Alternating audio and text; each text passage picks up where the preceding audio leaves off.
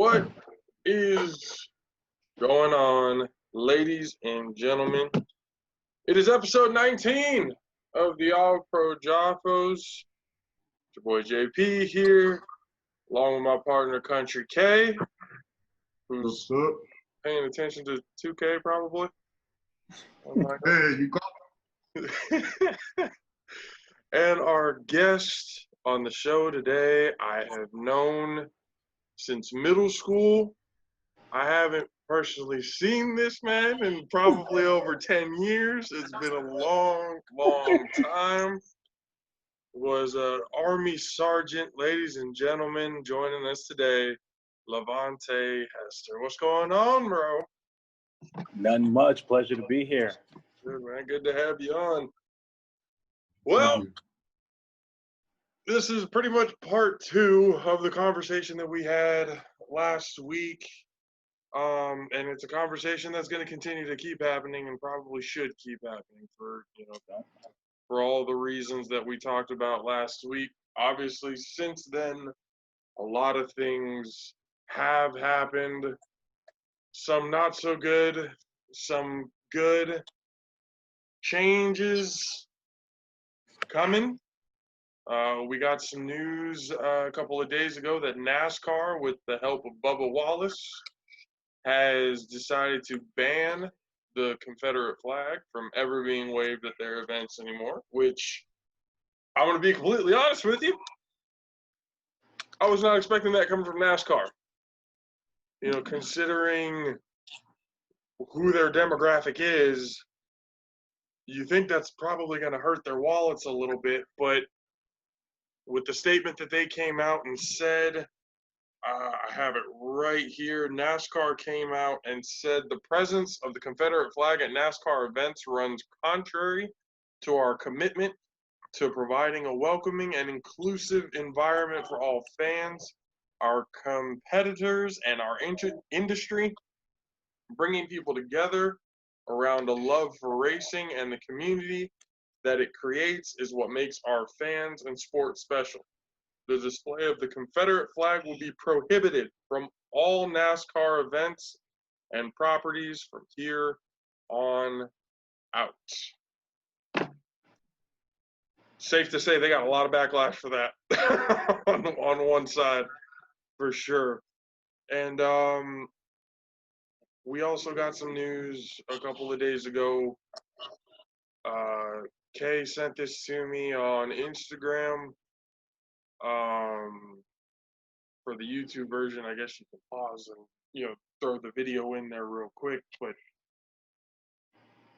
basically, what was said was that the KKK is threatening to basically kill protesters, officers, officials, all in wake of a well, their reasoning for doing this was, I believe it was, I don't know if it was Robert E. Lee, but it was, or another Confederate statue, but either way, it was a Confederate statue that went down, and this is what they're threatening. Now, on ABC News, they had a picture of a guy that basically this is what he admitted that was going to happen. And I just saw earlier today that there were white supremacist marches happening out there in Alabama. But, Lavonte, I want to start with you real quick. From a military perspective, and I had asked this question a little while ago on Facebook, but I only got like one answer. I didn't really get, multiple answers, to see, how things fit. But when it comes to military personnel, if the president decides that there needs to be a military presence on the ground and he basically orders either an open fire or, anything else like that, basically harming peaceful protesters, is there there's a moral code to all this, a moral oath that soldiers take if the president was to order something like that, are you guys obligated to take those orders to, go through with it, basically? So the vow that every serviceman takes, regardless of the branch, we raise and put our hand over our heart, and we swear to defend the Constitution in the United States against any enemy, foreign or domestic. Now, enemy is the key word in there, and like you said, there's a moral code. Like if I was still in, right, say I was like in the National Guard or the Reserves or something like that, and they sent me to go show military presence, because that's a lot of what we do sometimes. We just show military presence. Like I don't even know, for most situations, they're not even loaded rounds. They're not even like loaded magazines. Some of them it's just for show, just to be like, hey, if need be, we can get some live ammo. But to answer your question, if there was a order to attack unarmed people, me personally, I couldn't do it. Just, when I deployed in Afghanistan, we're taught an escalation of force, right?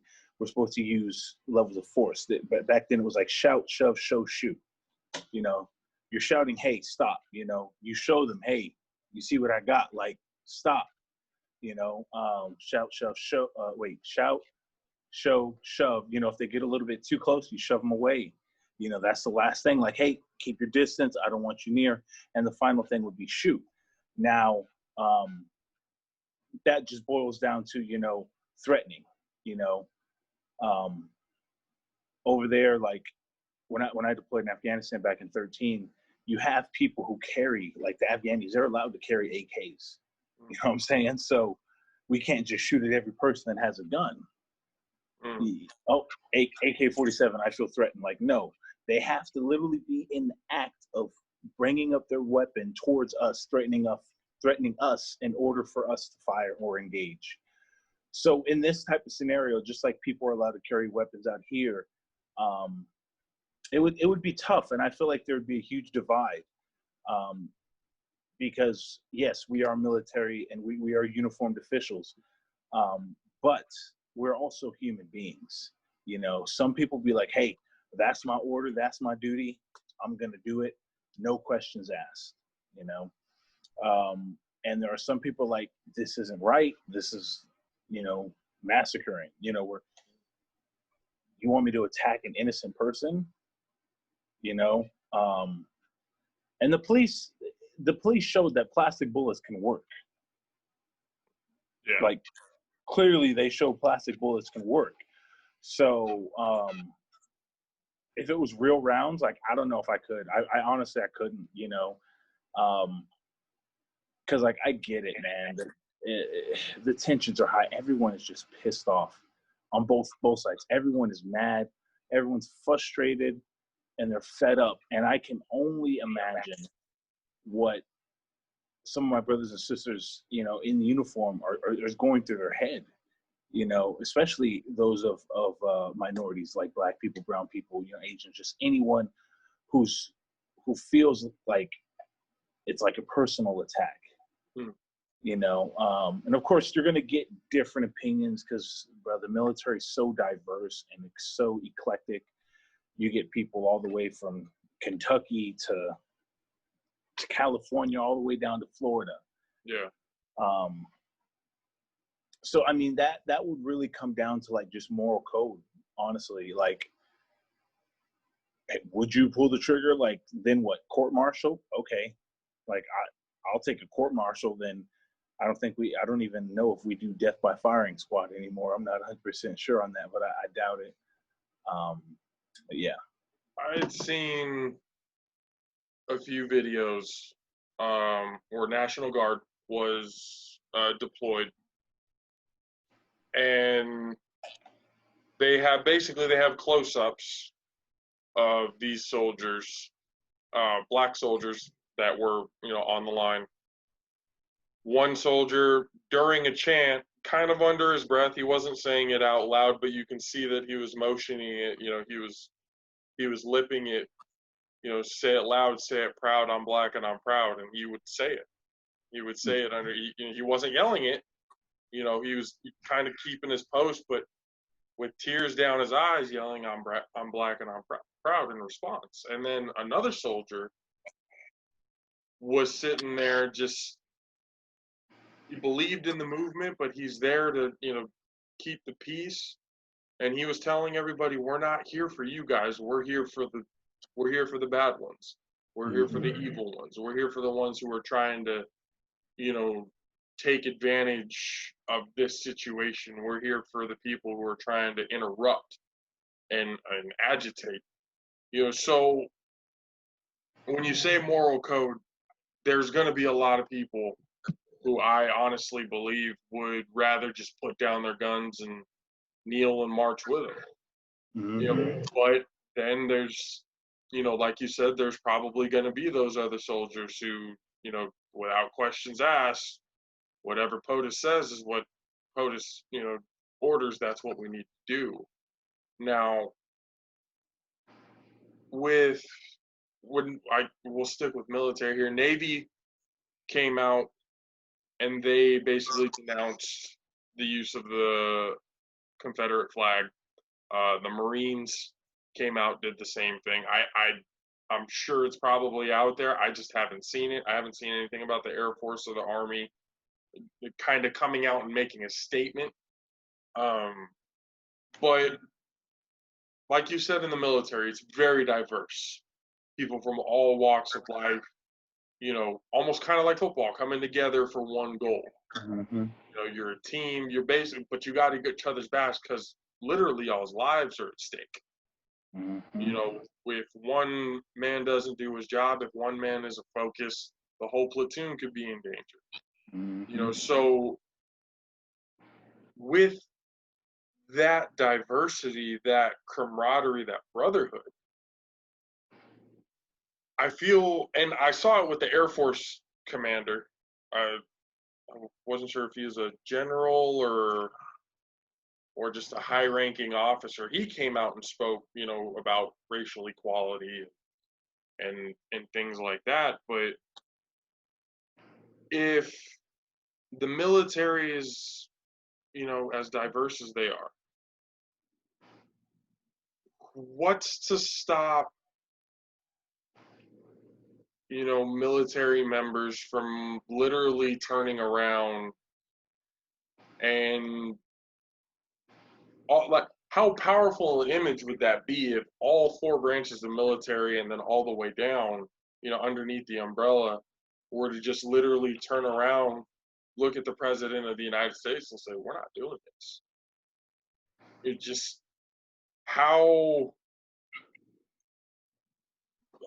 in your opinion, what do you think the odds of something like that happening? Because I feel if that happens, that's the best case scenario. Worst case scenario is there's that divide, and here we are in a civil war. That notion would be very powerful. That would basically be your defense saying we're not for you.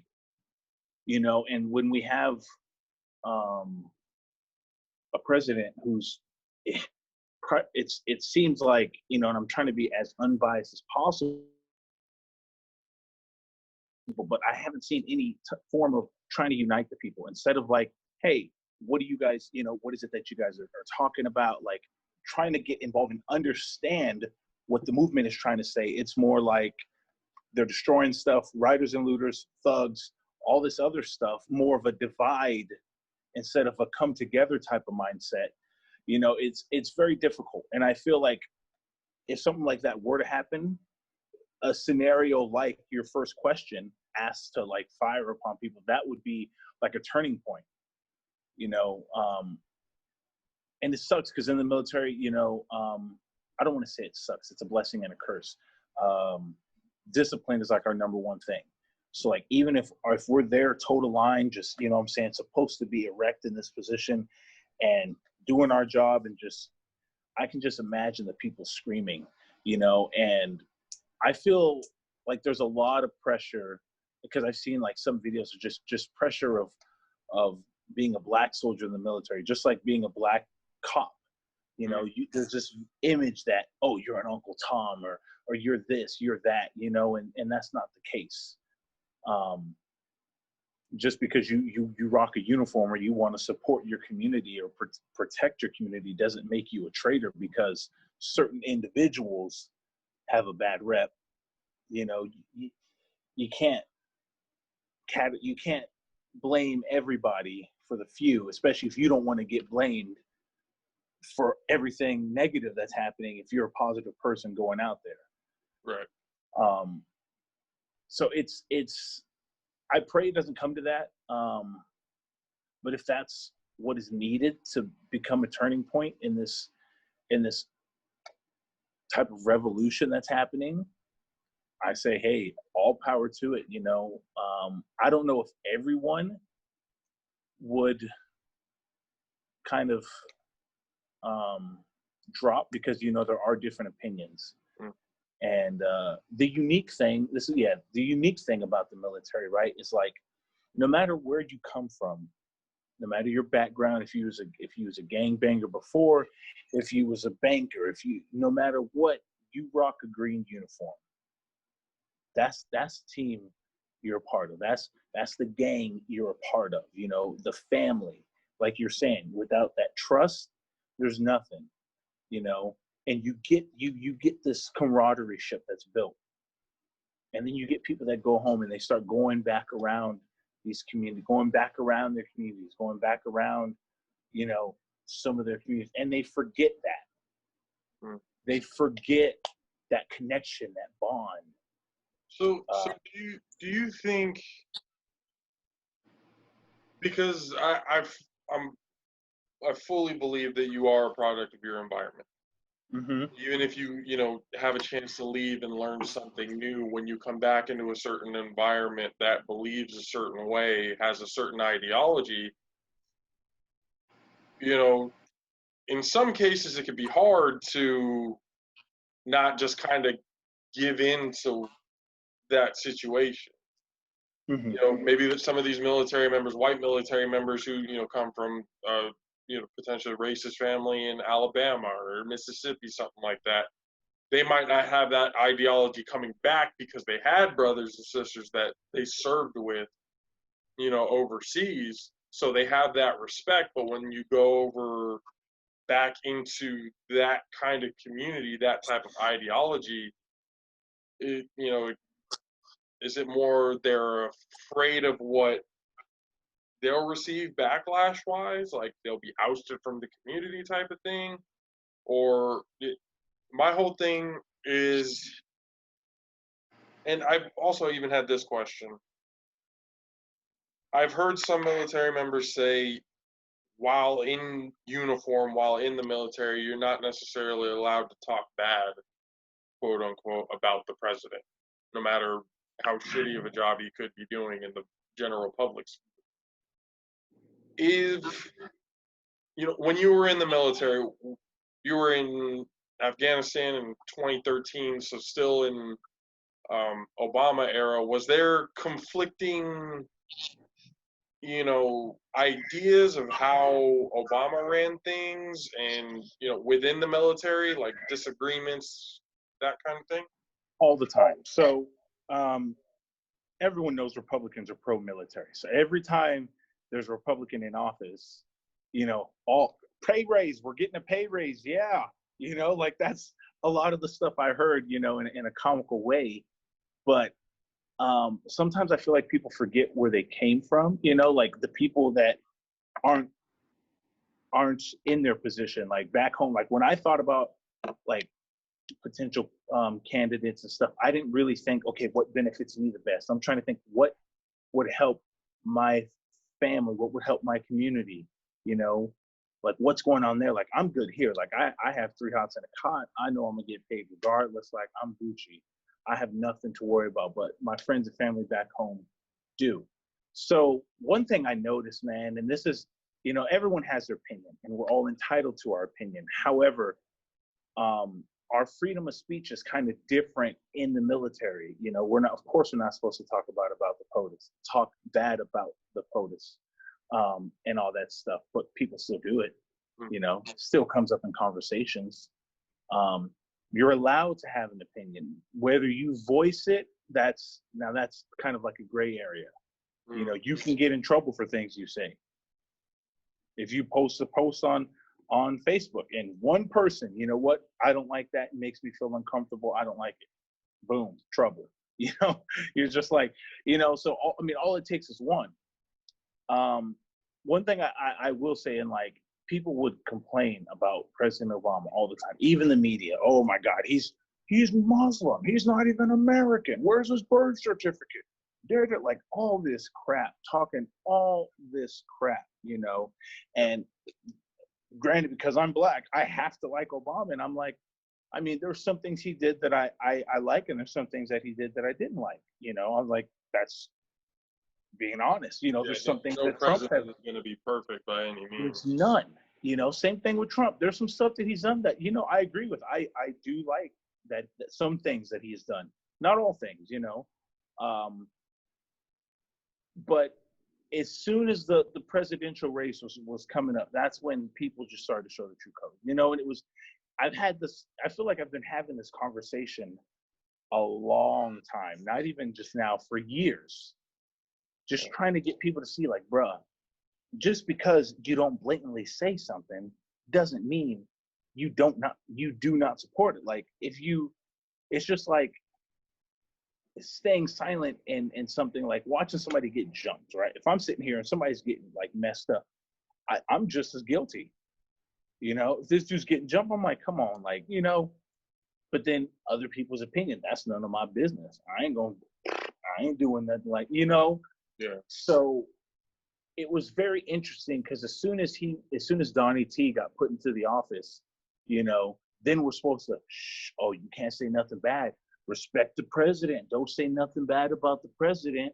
All this stuff, you know, the same people that was talking smack, you know, I even went back on like Facebook posts and see stuff. I'm like, but just like 3 months ago, you was talking all this smack, and now you telling everybody to be respectful of the president. Like, oh, that's the past. Just let it go. Let's move forward. And I'm just like, it's always let it go when it's convenient. When it's convenient, right? And I'm just like, you know, and a lot of the stuff, like even the rallies, man, it would just get people fired up, you know, just fired up, you know. And I don't want to say I don't see color, because I see color. You know, we're all born different colors, and that's the beauty. There's beauty in that. You know, we're all created different, and it's a beautiful thing. It's not a negative thing. What's negative is when you treat people who have a different color differently. That's when the negativity comes. And, you know, just, I remember, I'll never forget this. I was just chilling. We were eating breakfast with, I don't even remember who was all there, some soldiers, some NCOs. We're all just enjoying breakfast, right? And then one of the rally thing comes on when some dude, some guy showed up, and he was, you know, say, anti-protest until the rally. And then this old white dude just comes up through the crowd, elbows him in the face as he's walking out, right? Yeah. You know, and then he's all, you know, get that son of a bitch out of here. You know, back in the good old days, we would take him out back and beat him and stuff like that. And then when he said the good old days, I'm thinking, like, what good old days? Like, what timeline, what time frame are you talking about? Like the whole Make America Great Again? When? What time period are you talking about? Yeah. Are you talking about when you know, people were more suppressed? Like, what timeline, you know? And oh, you know, the good old days. When he first came out with that slogan, for me it was automatically, you know, a red flag. You know, no pun intended, because of the color of the actual whole thing. But when you hear, see, if he would have just said "Make America Great," I don't think anybody would have had a problem with it. Obviously, you know, his ideology, historically speaking, things that he's done, there literally should have been no reason why he was running. That's just, you know, But for him to come out and say, "Make America Great Again," that always raised up the question for minorities. What the fuck does he mean again? We were just getting, we were showing progress. We were moving forward, coming together as a whole, and it literally all these, the racist white people just thought it was okay to come back out again. That's a thing that happened. I'm like, bro, they just came out of the woodwork, out of nowhere, start voicing their opinions and stuff like that. And even in like the military, I've seen some of that. Now, I'm not going to name individuals, but just the way people would talk so passionately about certain things, especially that whole "Make America Great Again." I'm like, they couldn't answer a simple question. What timeline are you talking about? Are we talking civil rights movement? We're talking 3/5 compromise? Like, what time zone you talking about? Like, when was it great? When? Go ahead, Kay. You look like you need to say something.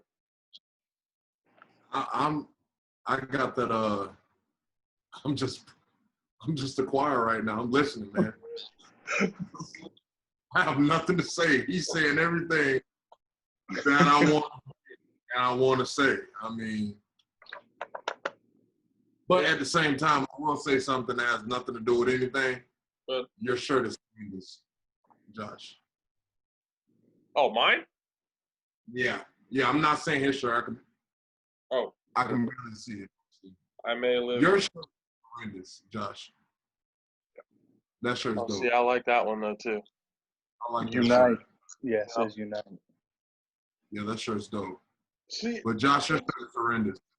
Mine horrendous. But that's one of the.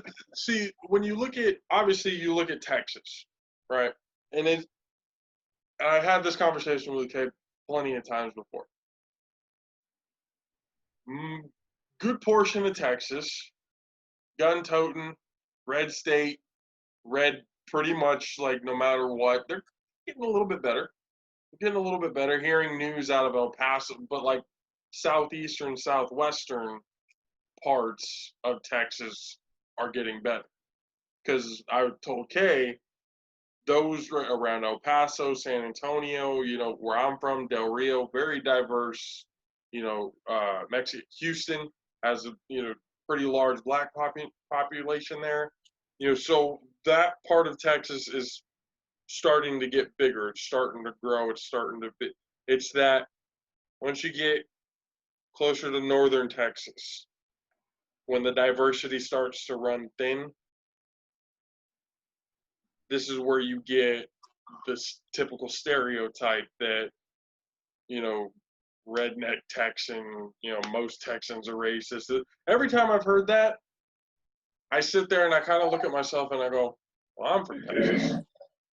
I know I was taught very young age. I've told Kay, I'm a history buff. I look at everything in the past and try to figure out what we can do better in the future. That Churchill saying, I always bring it up because it's one of the truest things it's something that's spoken. Those who do not study history are doomed to repeat it.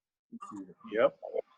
And I even said this last week, never in my lifetime, coming out through school, reading all these history books about Martin Luther King, Malcolm X, the Civil Rights Movement, JFK, Robert F. Kennedy, all these things that happened, even going back, looking at slavery, the Jim Crow laws, how just despicable the times were. And let's be honest, wasn't that far, away. Wasn't that long ago that this was happening.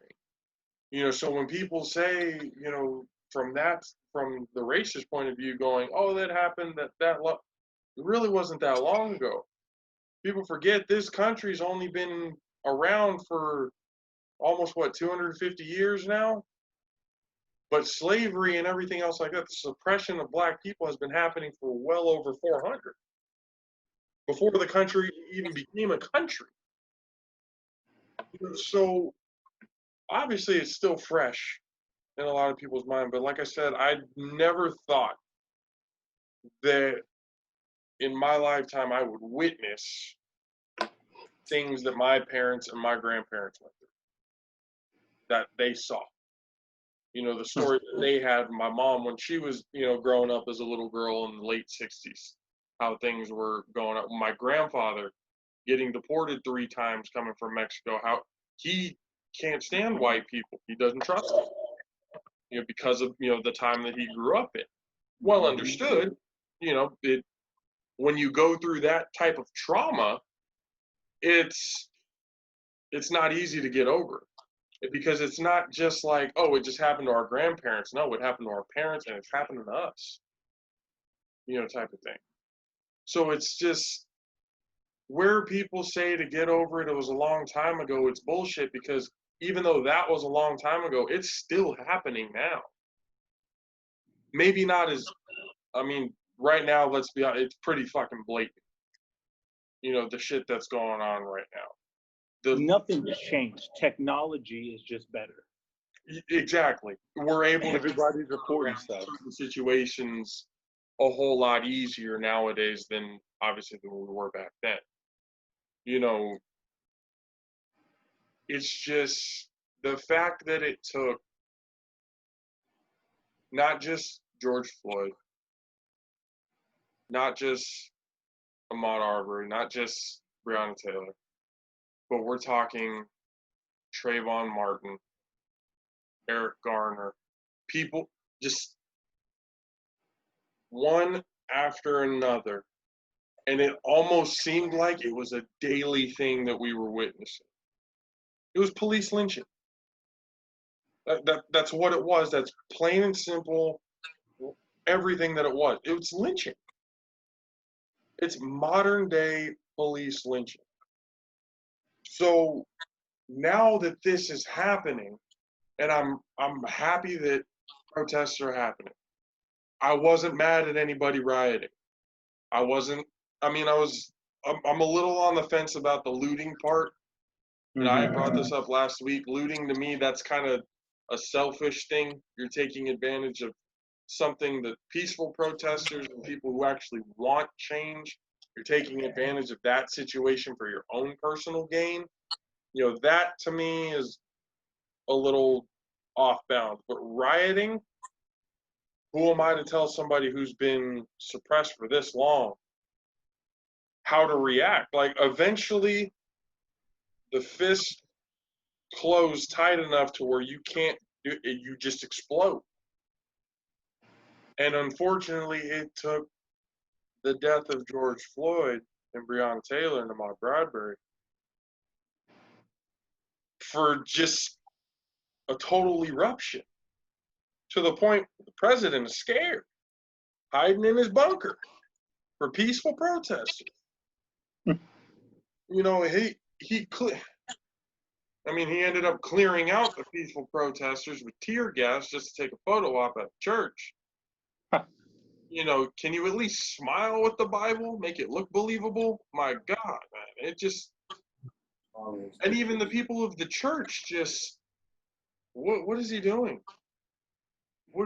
And then when the Democrats came out and took a knee in solidarity to everything that was going on, now the right side go, oh, they were all on Trump for a photo op.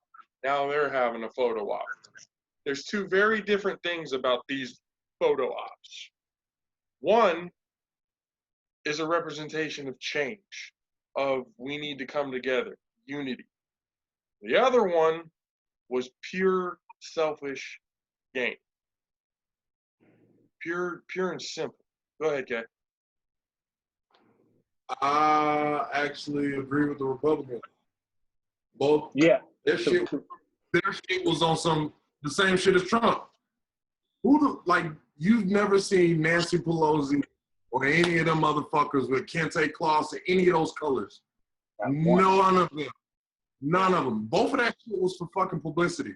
Both of them. So, I mean, honestly, I agree with, honestly, I can't agree with none of that shit. Both of that shit was for publicity, bro. It is. it's so disingenuous because it's election season's right around the corner. So Yeah. it's so hard to take anybody serious because it's like, okay, what are you trying to do? Because we all know the black vote can swing. The you know, everyone's looking for it. The black vote, you know, make up a huge population. And yeah, I'm a very everyone always thinks I'm like far left. Like for the longest, I didn't know what the difference. I was like left, right. I'm like, bro, I don't know what these sides are. I was like, I know what I know. You know what I'm saying? Like I know what I know, and I just want what's right. Yeah. Let's just keep it 100. Everyone has their own agenda. The media is going to show you what they want to show you. We've clearly seen that when they show nothing but riots instead of the peaceful protests. Just like Kay was saying, yeah, when was the last time they wore these, like, you know, the dashiki style stuff, you know, and it's all publicity, and it's disingenuous, and it irks me because it's almost like an insult to my intelligence. Like I take it like, oh, you think I'm stupid? Like, oh, you think like really, you really think I'm gonna just, oh wow, you're kneeling, like, way to join our cause, you know? Like if this would have happened at any other year, right? Say elections just happened, would the outcome be the same? Would they still care? And if they cared, why now? Like, you can't just do one thing. Like, and I'm not trying to say that they're being disingenuous. I don't want to take that away. Like, if they are, hey, that's what I'm talking about. It's about time. But it's not about just one act. You can't just do one act. You have to, what are you doing to support? What are you doing to help this? Because it's not a black versus white thing. The media likes it's a right versus wrong. Yeah. All minority people are asking for is equality. That's it. We just want to be treated equal. The same stuff we've been shouting about for years, for centuries. Equality. That's it. We don't want revenge. I mean, some people want reparations. I mean, that's a whole nother conversation. But like, equality is everything. You're good to go, sir. Is all people want, you know. And it's just, when I see a lot of these politicians on both sides, man, it's so hard. That's why I'm like, bro, I don't consider myself a Democrat or a Republican. I'm like, I have more of an independent mindset. I was like, because everybody just is going to do what's best for them, but nobody cares. I don't want to say nobody. That would be a false statement. Rarely have I seen people who actually care about the people. You know, it's just, everyone's in it for their selfish need. And it drives me crazy. And it's so sickening. It's so sickening, you know. I'm just like, hate only creates more hate. Like rioting, hey, I understand. I'm pissed off. I'm angry. When everything was happening, yeah, I'm mad. And I agree with you on the looting part. Looting's not going to do nothing. It's a very selfish act. Like, you can't tell me, there's no way you're going to convince me robbing this store, taking this TV, putting it in my house is going to help the cause. No. You know, and you know, there's a lot of innocents that get hurt in that. I don't know. Have you heard of David Dorn? The name is familiar. So that during the 92? Huh? Was that during the 92, LA? No. This happened about 5 days ago. He was a 77-year-old retired police officer, right? Doing his job, just like I'm doing. You know, we all got jobs. He was security at some store. I don't know what store. And he was trying to stop looters from taking stuff. He was shot and killed. 77. Immediately I'm like, bro, this is somebody's grandfather. You are talking about, and see, this is where I have to get on some of the people who bring negativity to the cause, because they're taking stuff out of proportion, and we should never sacrifice innocent lives for our cause, because then we stoop down to their level. You know, no way in hell, especially if you're saying, hey, you know, Black Lives Matter. Really, y'all gonna kill a black man just because he wears a uniform? You know, and there's a video. You could look it up. Dude just bleeded. He bled out. Yeah, I couldn't think of the name when you said it, but I do remember that security. Seeing that footage was just, you look at it, just why? What was the end game for this one? Like, And why would it just? It's just. this is it's stuff like this, right? Amongst other things. This is why it's hard for the other side to take us serious. Mm. It's really hard. Like I get it. I understand. I really do. I'm a very open-minded person. I get it. You know, for the ones who do like, hey, what happened to George Floyd was wrong, but y'all can't be talking about this if this and that. Like I get your perspective. I get what you're trying to say, and it sucks that that had to happen. And that's just like one that was known. There's so many innocent people, cops getting killed on both sides, and it's just like it's making the cause look like a joke. And this is just my opinion. I'm not saying the cause is a joke. I'm all for the cause. Hey, I'm all for the change that it has brought. The no knock warrant law got passed.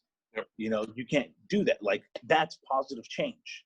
Yeah. Like, yes, let's keep doing it. But if we're going around doing the same thing that the cops are doing, if we're just killing innocent people, what cause is that going to prove? Like, that's not going to do it. But it's hard, man, because people are angry, people are frustrated. That doesn't condone it. It doesn't condone it by any means, but it's a lot. And like, it hurts. It hurts me because it's like, bro, I care so much. I'm a very empathetic person, and all I want is peace. You know what I'm saying? Like, we always say rest in peace, but I just want to live in peace. That's it. That's it. Like, sorry about the little rant, It's but just. passion. It's gotten to the point now. Twitter is obviously a hotbed right now. Social media is just a hotbed for everything. I see these, the politicians trying to say the right thing.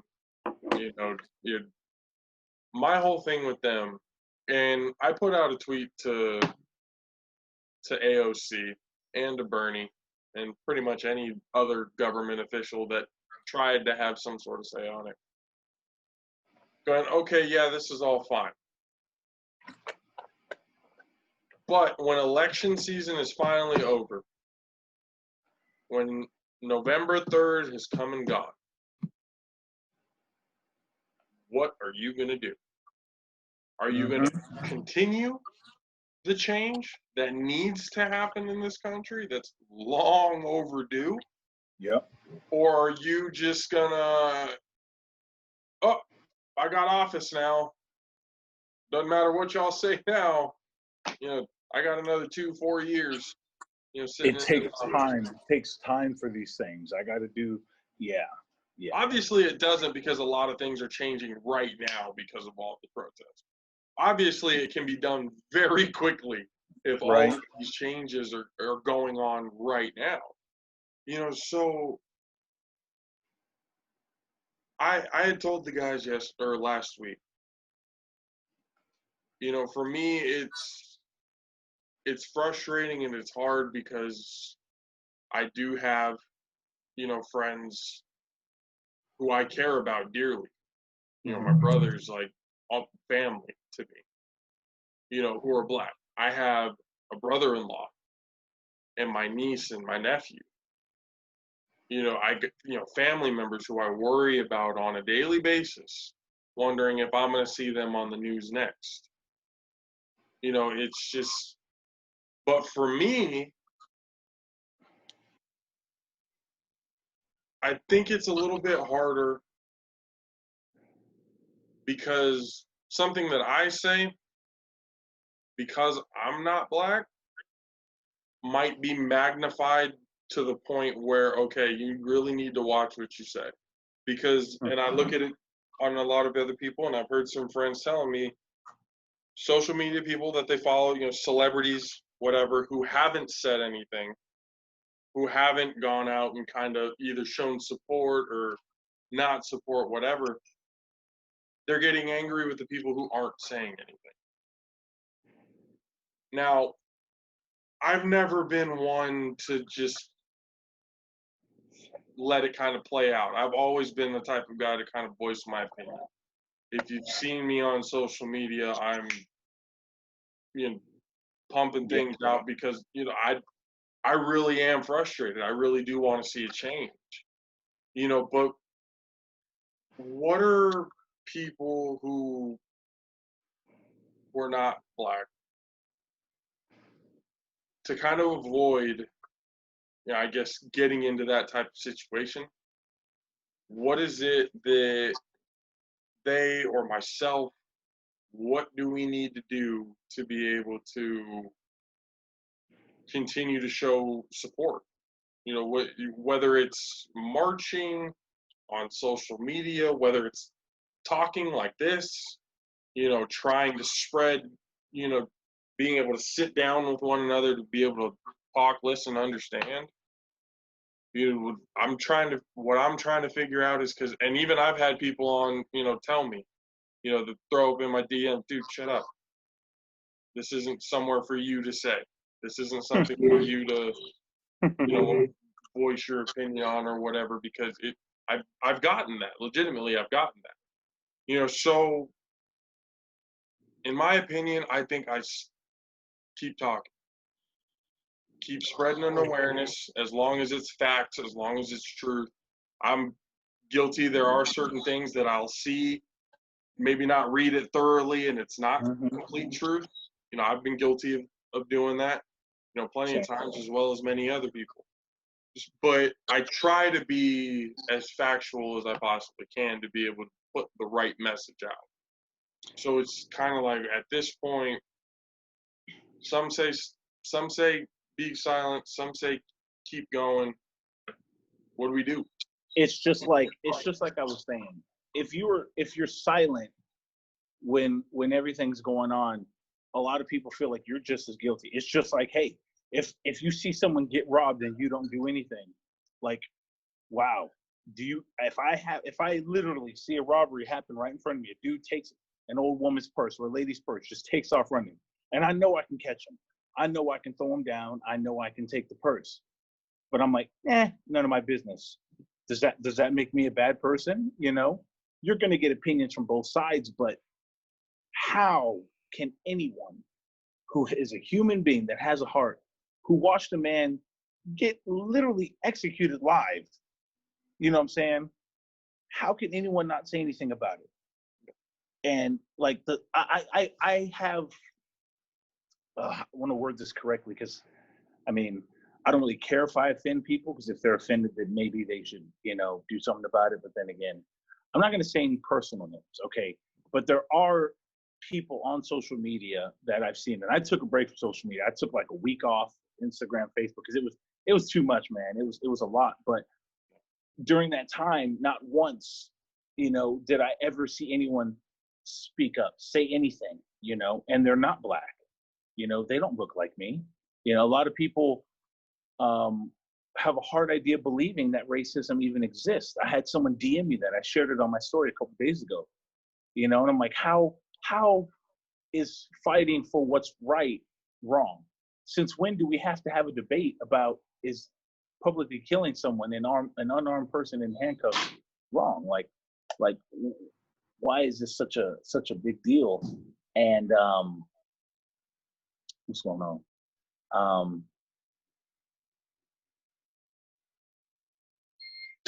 Just like celebrities and people in positions use their platform to inform, and a lot of people don't like it. I say, why not? You have a platform. You have a voice.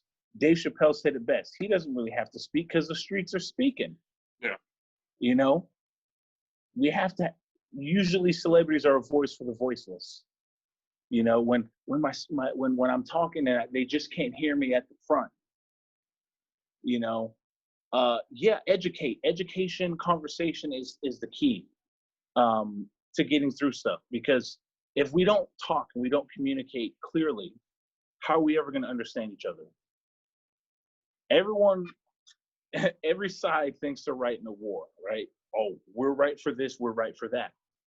But sometimes some things can be sat down and talked about. Sometimes they can't. And if things don't get talked about, we're going to see that other route. It's going that way because, like, fed up, frustrated,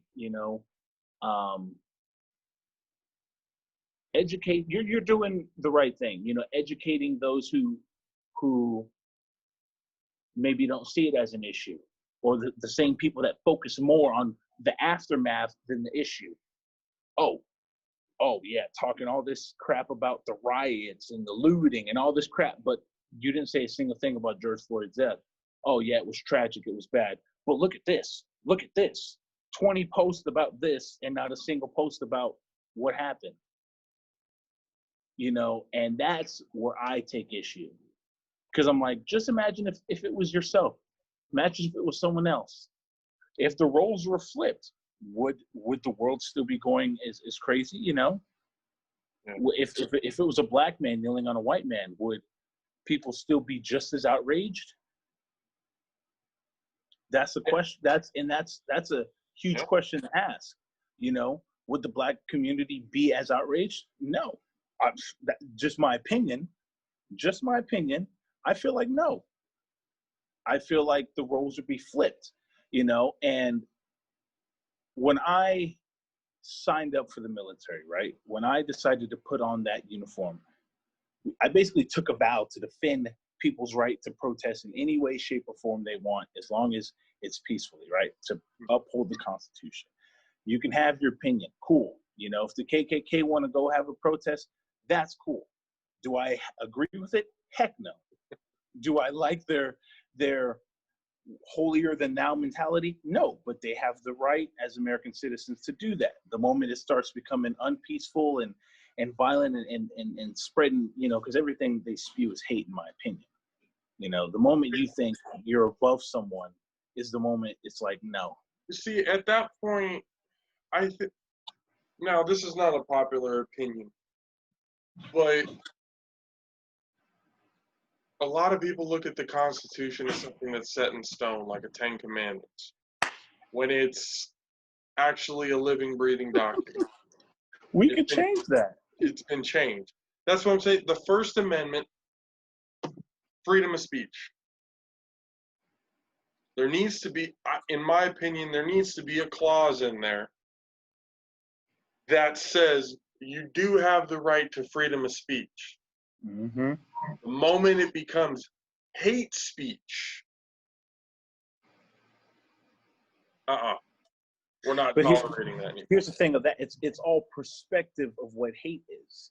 I think we should look at it from, we're talking about white people calling black people the N-word, black people calling white people, cracker, or doing all these other things. As soon as it becomes hateful speech, doesn't matter what race you are. Mm-hmm. As soon as it becomes hateful, no. You don't have the right to talk like that. We're not here. This is the United States of America. We're not here to spread bullshit. We're here to spread love and truth. That's it. Yep. Mm-hmm. That's it. Period. Total. Nothing. I think the freedom of press. I think freedom of press is fine, but we have so many problems with media twisting and turning and using certain clips, to be able to bet. Why? Because they're in the pockets of some of these politicians. Fox News in the pocket of the Republicans, CNN in the pocket of the Democrats. But when there should be freedom of press as long as it's the entire truth. Yep. It needs to be something that's unbiased. It shows all of the facts, and then at that point you distribute it. The general public can perceive it however it is that they want to perceive it. Yeah. But you have all the facts. You have, no snippets, little clips, things taken out of context, just to get a story, just to get somebody to clickbait on your blog or whatever it is. Yeah, I get you. I've been saying, like, look, the Constitution is a good foundation, and it was good for then. We're living in a new day and age. I think it's time we update it. Yeah. I think it's time for an update. Like, legit, like, because they're over. A lot of the things they were talking about, we don't struggle with now. They don't know there's no way for them to know what struggles we have now. Mm-hmm. And the way the world is going, we need to change it. This is just going to keep on dividing us instead of uniting us. Right. And it's crazy, man. Like, I've had these conversations with people, like, even that statement, like, you say the KKK can protest. I'm like, well, if we're thinking objectively, they have every right to say what they want to say, just like we do. I was like, that doesn't mean I agree. I was like, that doesn't mean I agree. I was like, I will never agree with people putting others down, being hateful. Like, the moment people think they're holier than thou is the moment, like, I can't take you serious.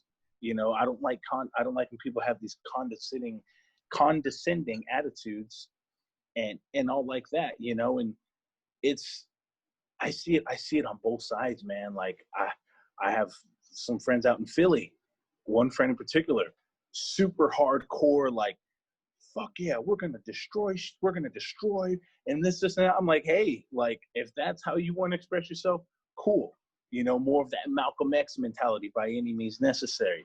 And then I have my MLK people, the peaceful protests, in honor of, Mahatma Gandhi and all that stuff. Like, hey, as long as we are on the same page, what we're fighting for. And I feel like the community needs more community leaders. In a sense, protesting is step one, right? The world sees us, the world hears us, right? Now what? Now what do we do from here? Teach how the actual judicial system works. If you're old enough to vote, register to vote. Don't complain about who's in office if you don't vote. You don't like the people in charge. Like, hey, I'm all for it. I feel like we should shorten the sentences of people who are in office. These people shouldn't be doing lifetime seats.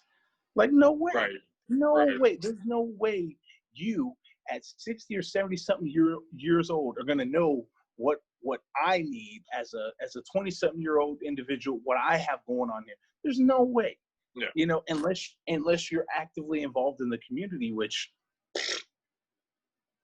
Yeah, I had always thought Congress should be limited to basically the same amount of terms as a president is.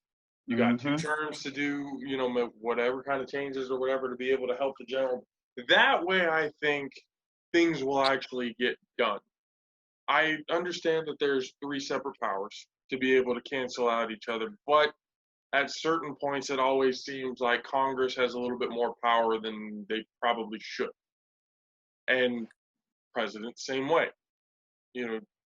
Really the only ones who are kind of in the background is the judicial system, but now they're coming out to light because at this point, this is what a lot of the protests and everything about, the police brutality, a justice system that in a lot of people's eyes has been designed for suppression. I seen that documentary 13th on Netflix when they talked about the 13th Amendment. Bruh. It freed the slaves. What else did it do?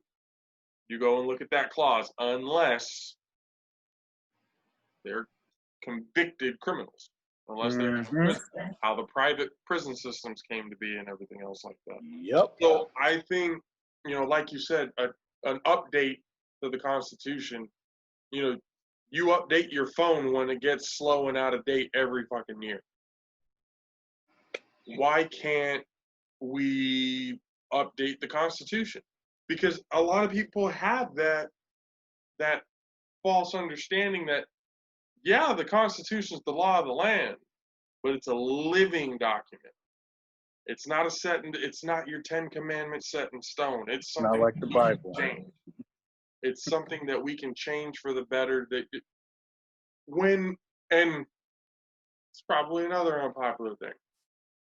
When they made the Second Amendment, everybody had the same weapon, a musket, something that you had to pack the powder in, one bullet, you take one shot, takes you 5 minutes to reload that bitch.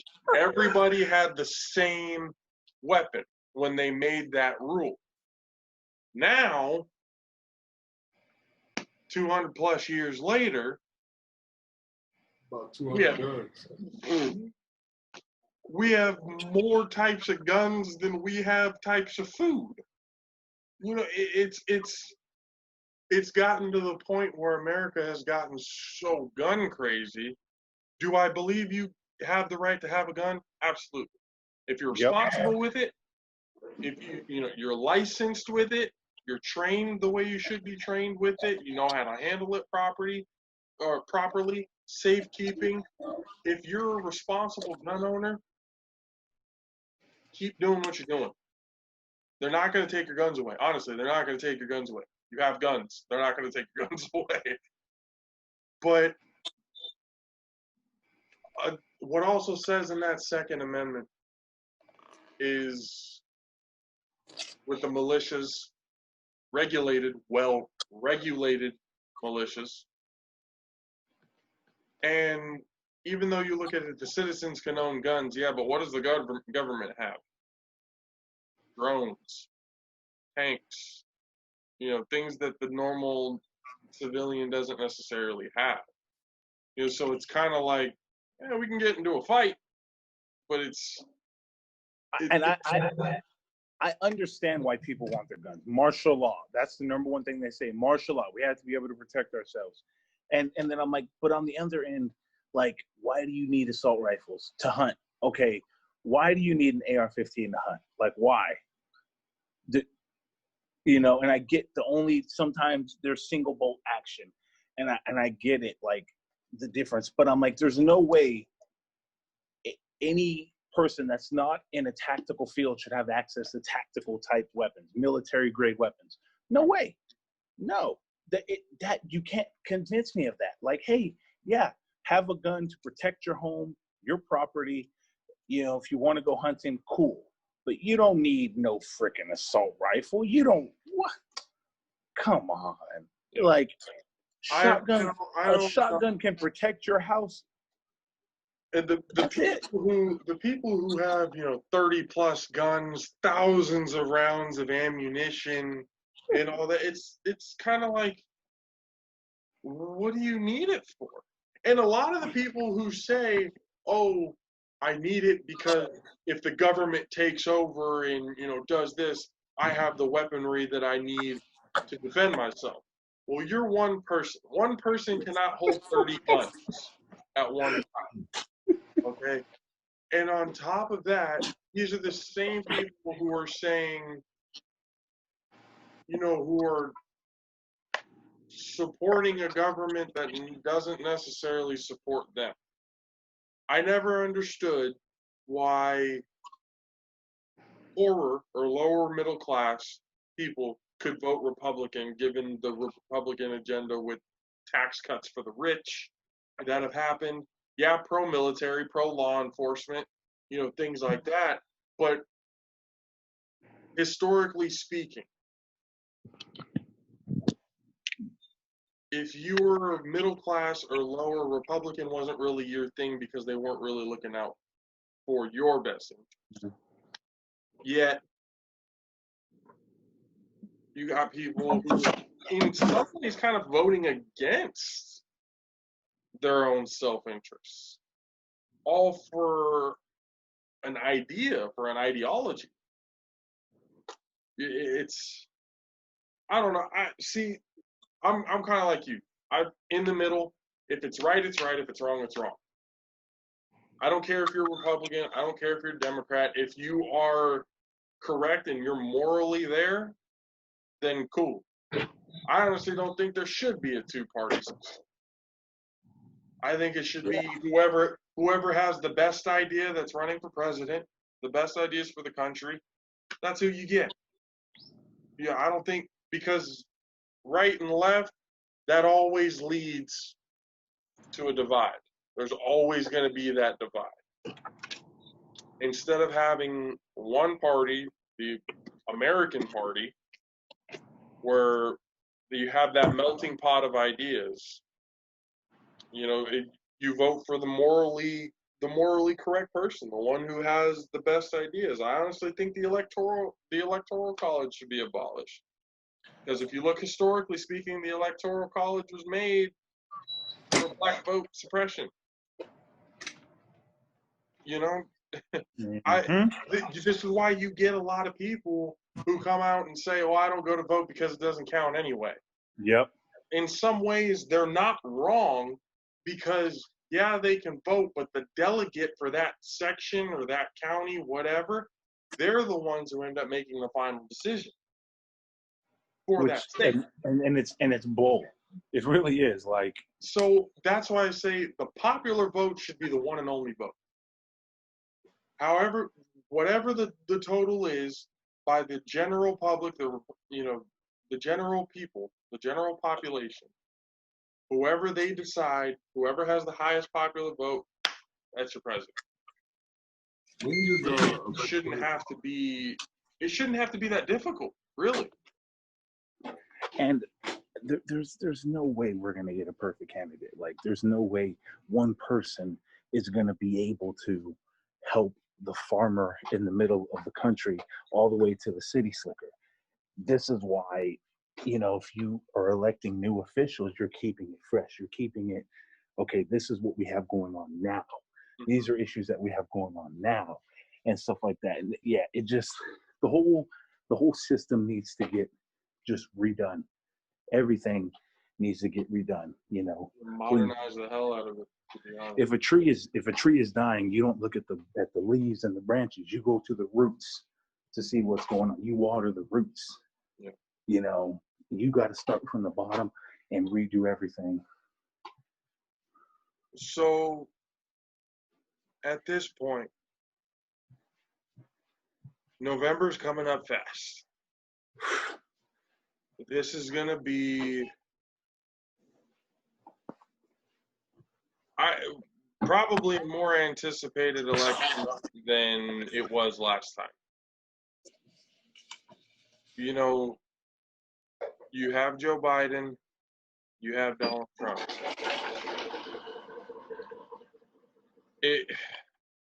And this is why I say having a two-party system kind of sucks, because you don't, and especially the media being in a certain party pocket, you don't get the coverage of the independent, guys.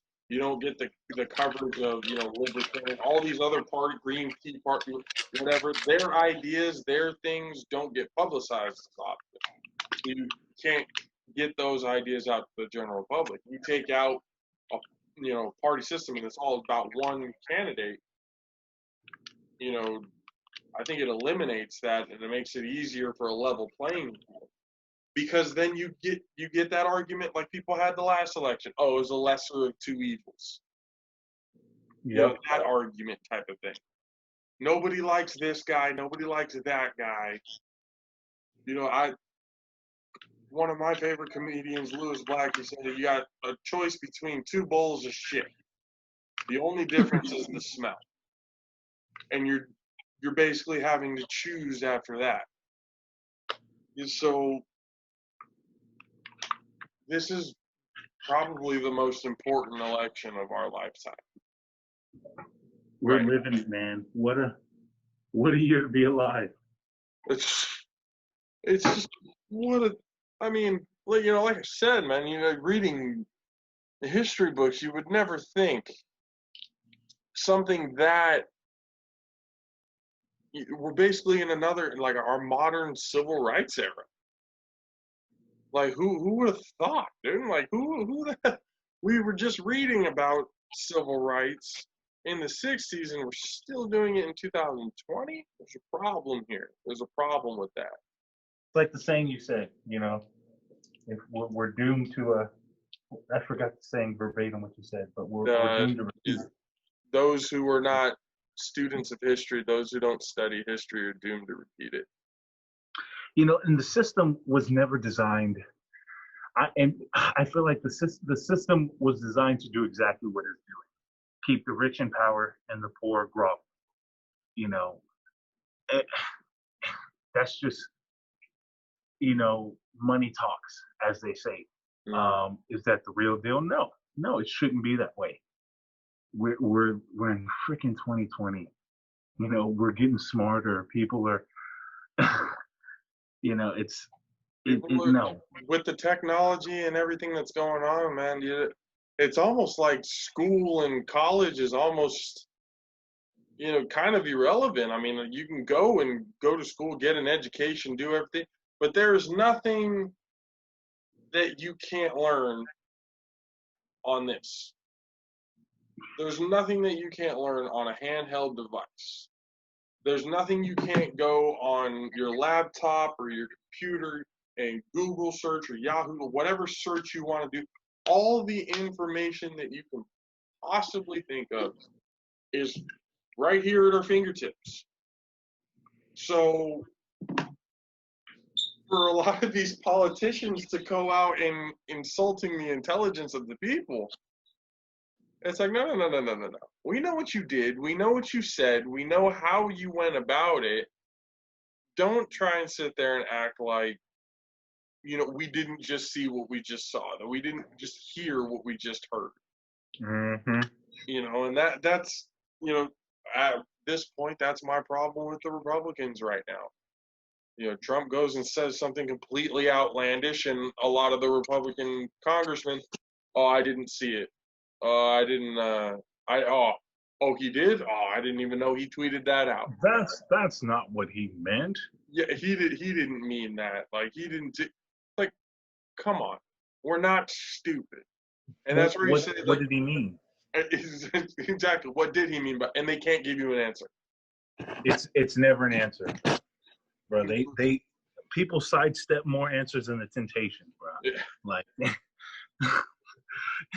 But it's a lot of the preaching just for agenda that is just from both sides, from the left and from the right. You know, you preach one thing, but you do another. Both sides are guilty of doing that. You know, they do and say whatever it is that they can to get elected. And once they're elected, that's it. They go back to like that excuse, like you said, it takes time to do this. It takes time to do that. It didn't take a whole lot of time. It actually took a couple of weeks for a lot of change to actually happen, you know, around the country since the death of George Floyd. So, you know, like we said earlier, it's not an excuse to say, oh, it's going to take 4 years for this to happen. It's going to take, you know, 5 or 6 years, whatever, for this. No. The people at this point are done, fed up with the fucking excuses, fed up with the bullshit, fed up with the lies. This is what you need to do, and if you don't do it, guess what? You don't get elected. It's starting to get to the way America was meant to be. For the people, by the people. Mm-hmm. It's what it always has been, or I shouldn't say it has been. It should have been that way since the very beginning. You know, when you didn't want a king or a queen, you know, taxing you off some bullshit, they didn't. It's basically what we're having right now. Kings and queens. It's just a different title.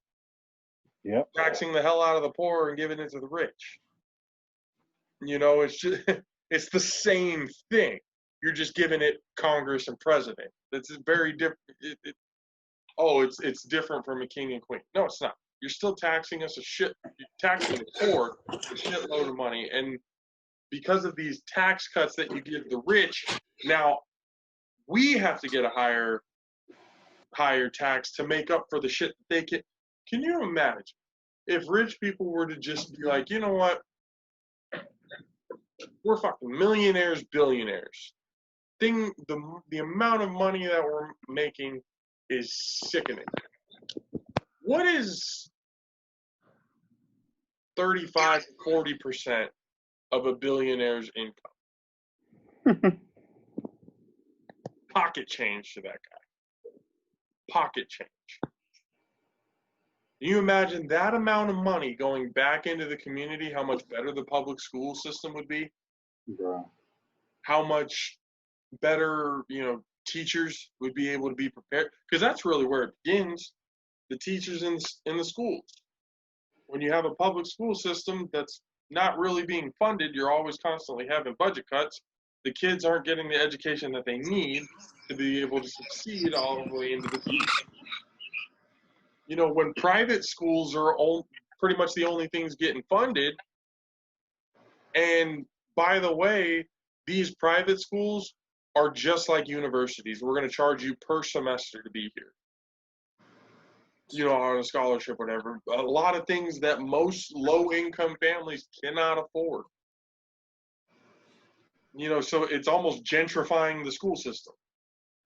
Oh, yeah. Only the rich are getting a top education, compared to the poor.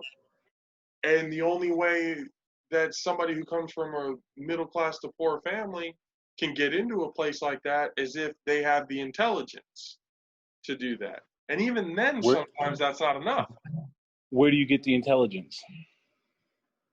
School. So it's just kind of, if billionaires and millionaires would have taken their fair share of cuts or taxes to be able to help out the community, to actually help out the community. Greed is a motherfucker in this country. Greed is something that greed makes good men do pretty shitty things. The dollar can be a very powerful thing. That's why they say it's the root of all evil. Because people are willing to, backstab and do whatever it is that they can to be able to get that dollar, to be able to have that bottom line. So it's just, there's so much change, there's so much stuff that actually needs to happen that it's not going to end with this. Yeah, like I was saying, this is just the beginning. It has to be. We have to build on this momentum, educate, vote. You don't like who's the senator in charge. Hey, if you're good at public speaking and you're good at uniting people, hey, use that to get into some of these spaces. I was told, hey, you should think about doing some type of. I'm like, no, nope, not for me. I know my mentality. I know who I am. Like, no. I thought, and I heard somebody, I forgot what his name was, but he basically said Congress should kind of be like jury duty. You get that thing in the mail, and hey, we're letting you know this now. For the next 2 years, you're going to be the House of Representatives, or you're going to be on the Senate, or whatever it is that they just basically go by jury duty. Random people. Just throwing it, and I'm looking at it going, well, there's a plus side, and there's a negative side to that. Not all people who get jury duty letters are going to be the most fit. That's why there's a process that they pick jury members before they actually. Just because you get a letter doesn't mean that you're going to be a part of the jury. Yeah. But I think if you kind of take that idea, you give the jury duty letters or Congress letters, whatever it is you want to call them. And then at that point, whoever got these letters are the people who have to come and present their case of why they should be part of the jury or why they should be part of the Congress. And if the people don't decide, no, not good for us, just like a regular jury member, thank you for your time. You can go on about your day, continue your business, whatever it is you need to do. See you next time. I mean, the idea probably needs some more work, more explanation than that. Yeah. The basis of it, I thought was a little interesting. Is it realistic? No. But it's just trying to throw ideas out there because the system that we currently have isn't working for everyone. It's not. Working for some people, not working for everybody. So it's just we need a system that helps everybody. Now, some people call that socialism. Social, like I said, I don't know if you heard when I was talking to Kay, I was like, look, I lived in Germany for 4 years. Like I've traveled to Europe. I've been to 31 countries, and I'm not even 30. Like I've traveled the world, and I've seen how the socialist system, works. Bernie, in my opinion, he wouldn't have enough time to set it up for it to fully work. Things like that take time. And in a system like that, if I work harder, I'm losing more money. And it's like, if you're paying the same type of percentage per, like the ratio, your ratio stays the same. You know what I'm saying? Like if your ratio stays the same, what are you complaining about? You know what I'm saying? Like, so like, I get how the system works and stuff like that. And yeah, the taxes are a lot higher. I'm like, but like, shoot, like I'm covered through the VA for healthcare. So I don't have to worry about I don't have to pay co-pays. I don't have to pay anything for prescriptions, nothing. I'm like, now imagine if anyone can do that, because we are looking out for everyone. Someone could just go in like, hey, you know what I'm saying? I got this. I broke my arm. Boom, go in, get it taken care of, and it's paid for. You know what I'm saying? They don't have to cover nothing. You know how much ambulance costs? An ambulance ride? I was an EMT. I've seen some of those bills. I'm like, are we? Like, we're really charging for we're this? Gonna mess you up financially for years. Like, I saw some. I was like, man, I'm an EMT, and I'm just gonna recommend people driving themselves because, holy shit, this is what we're charging for a 10-minute ambulance ride. It's ridiculous, and everything's so monopolized. Like you're saying, like the dollar, man, greed. That's why it's a sin, man. It's a huge sin because everyone is so focused on themselves, And here's another point: if we're supposed to be God-loving Americans, God-fearing Americans, you know what I'm saying? America, Jesus, the Bible, yeah, you know what I'm saying? Like all that stuff. Roll Tide.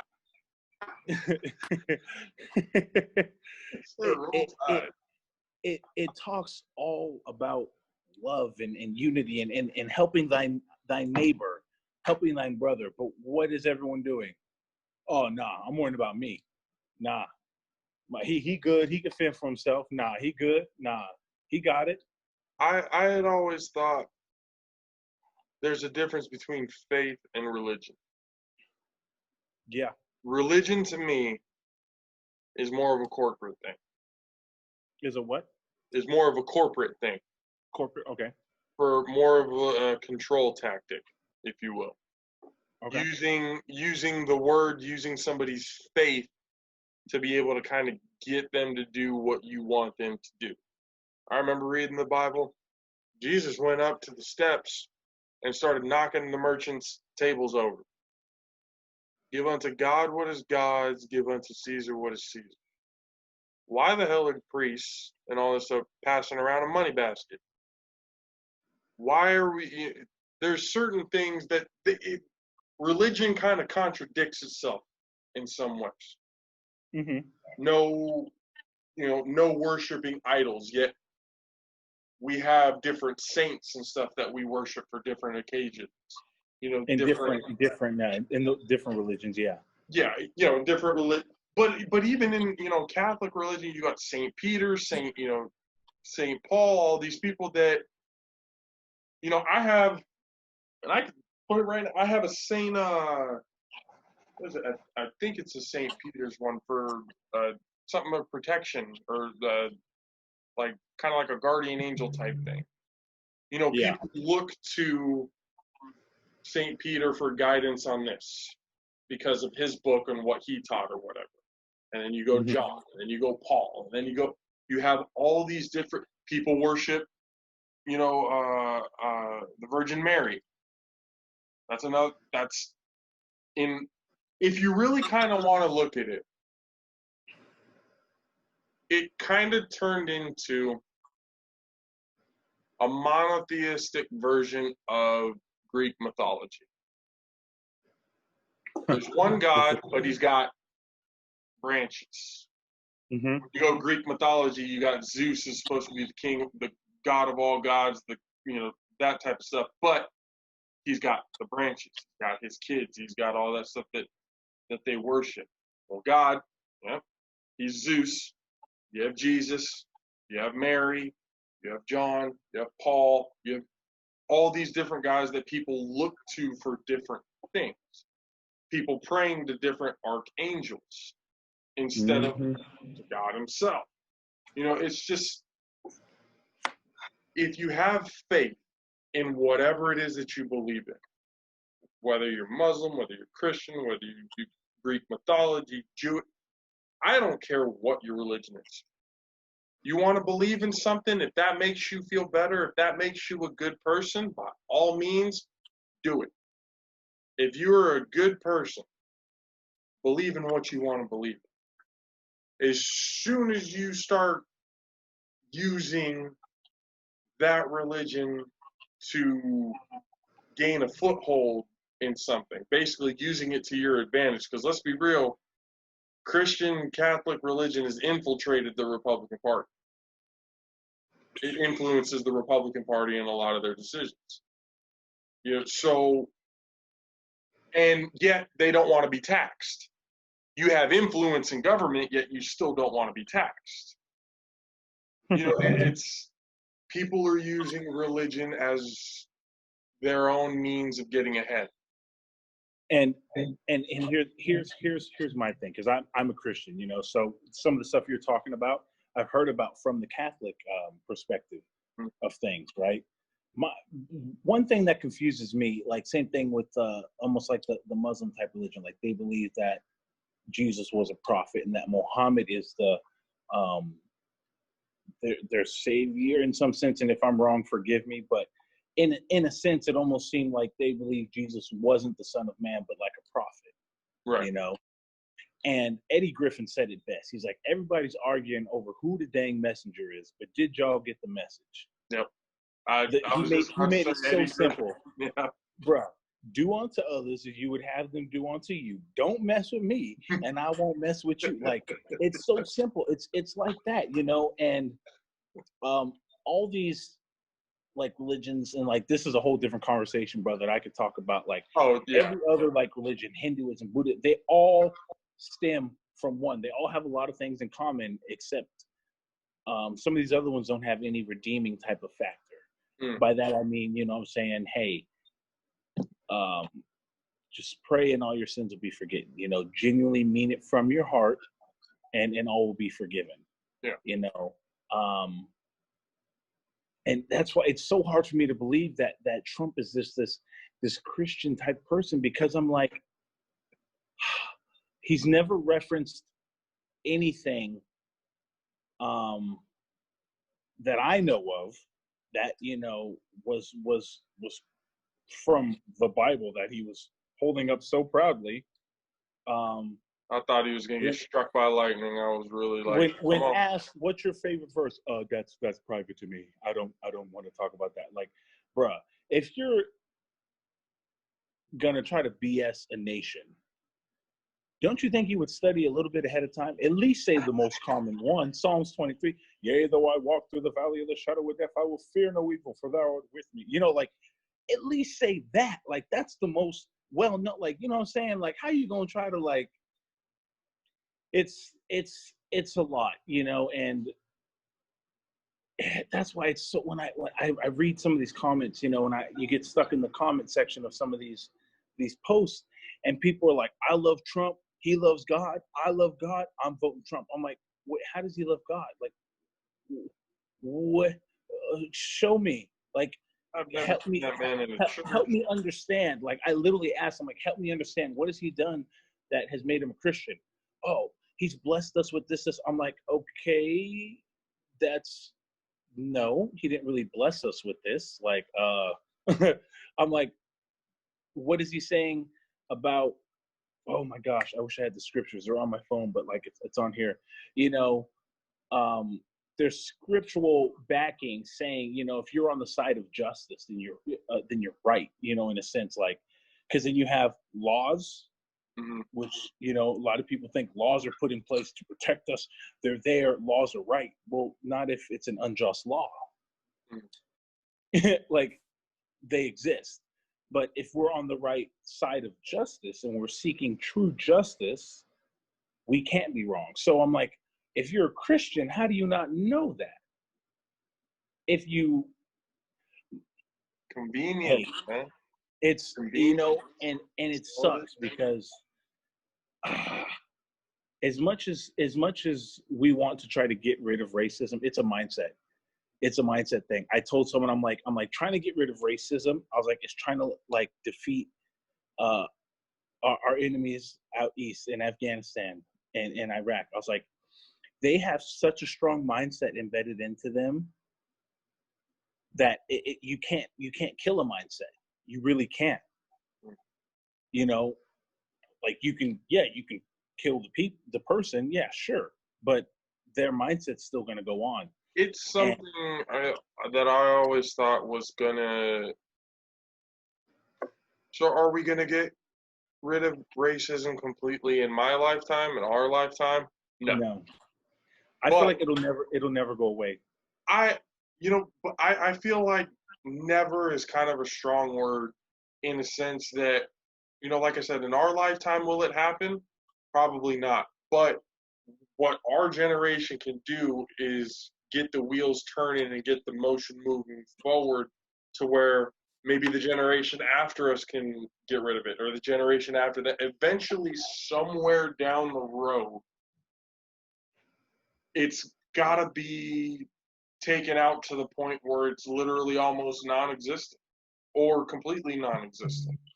Like I said, it's not going to happen in our lifetime. It's not. It's just we got to look at this dead reality of it. It's not going to happen in our lifetime.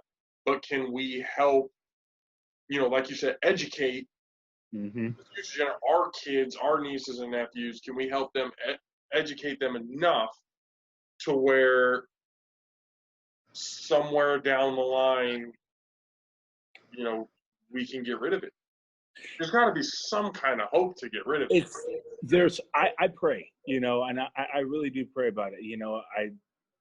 I know that Christ can do all things. He can. There's a plan that he has with all of this, with this whole year, with everything happening.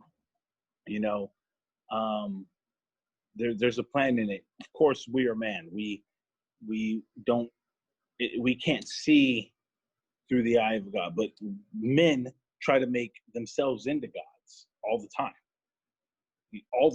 Like, let's keep it 100. People try to do that, they try to make themselves deities. And, perfect example, the Lord speaks to me, the Jim Jones freaking Kool-Aid massacre. Like, stop it. Anyways, it's a lot, and I pray that it'll happen. I was like, but as long as like jealousy, because I feel like a lot of jealousy led to this, like in some sense, hey, if someone's physically better they're physically created to do a certain thing better, will this person be jealous of it? And they're all like this, like they, the whole shut up and dribble thing. Like when LeBron tried to speak out like that, just like Dave Chappelle was saying, I was like, that just irritated me. I'm like, who are you? Like, shut up and dribble? She told him shut up and dribble, but when Drew Brees got the backlash that he got, it was, he's entitled to his opinion. It's crazy how the double standard in all this, and you could use the protests as an example. We talked about it a little bit with my buddy Justice yesterday. We're going to have him back on Monday. We had a bit of a technical difficulty at that one too. Yeah, when we talked to, he said, when we were talking about the differences when the white people were protesting the lockdowns, saying we need haircuts and this, and that. I didn't see the fucking National Guard coming out for those, and they were walking out here with AR-15s. Walking out here with guns. Yet peaceful protesters are getting tear gassed.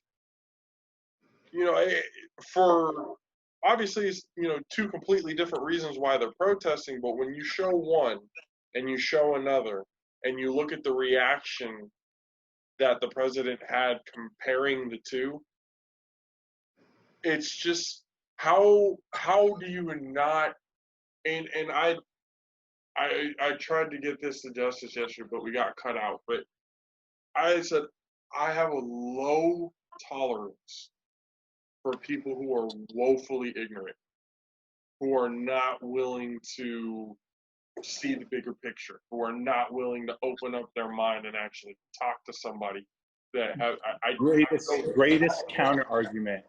He says what's on his mind. He's not going to sugarcoat stuff and da da da da da. Because I mean, my issue with Donnie T is it's how he says things. Mm-hmm. I'm like, I was like, and I in no way, shape, or form think he is stupid. I don't think he's dumb. Like you're willfully ignorant. Man. He's a smart he knows man. Exactly what he's saying and how he says it. I heard an audio. He was like, oh yeah, black people love he said the black people love MAGA. First, and I'm like, what do you mean the black people? Like, did you just like objectify us, call us like a thing? Like, what the heck is the black people? Do you say the white people love MAGA? Like, I'm like, it's how he says things. Yeah. The way he words stuff, specifically when asked about supporting like white nationalism, like the KKK and stuff like that. I was like, he never denounced it. Not once.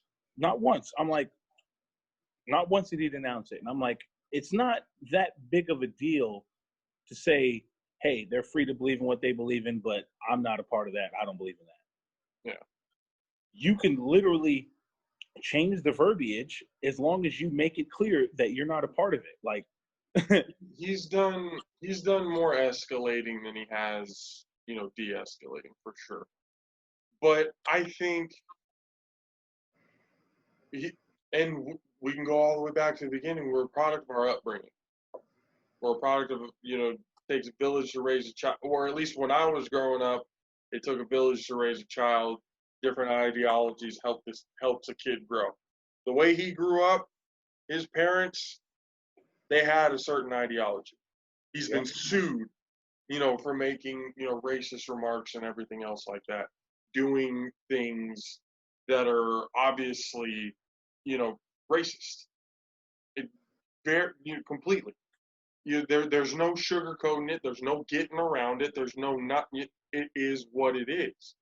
When people say, oh, he says what's on his mind. Well, a lot of people say what's on their mind.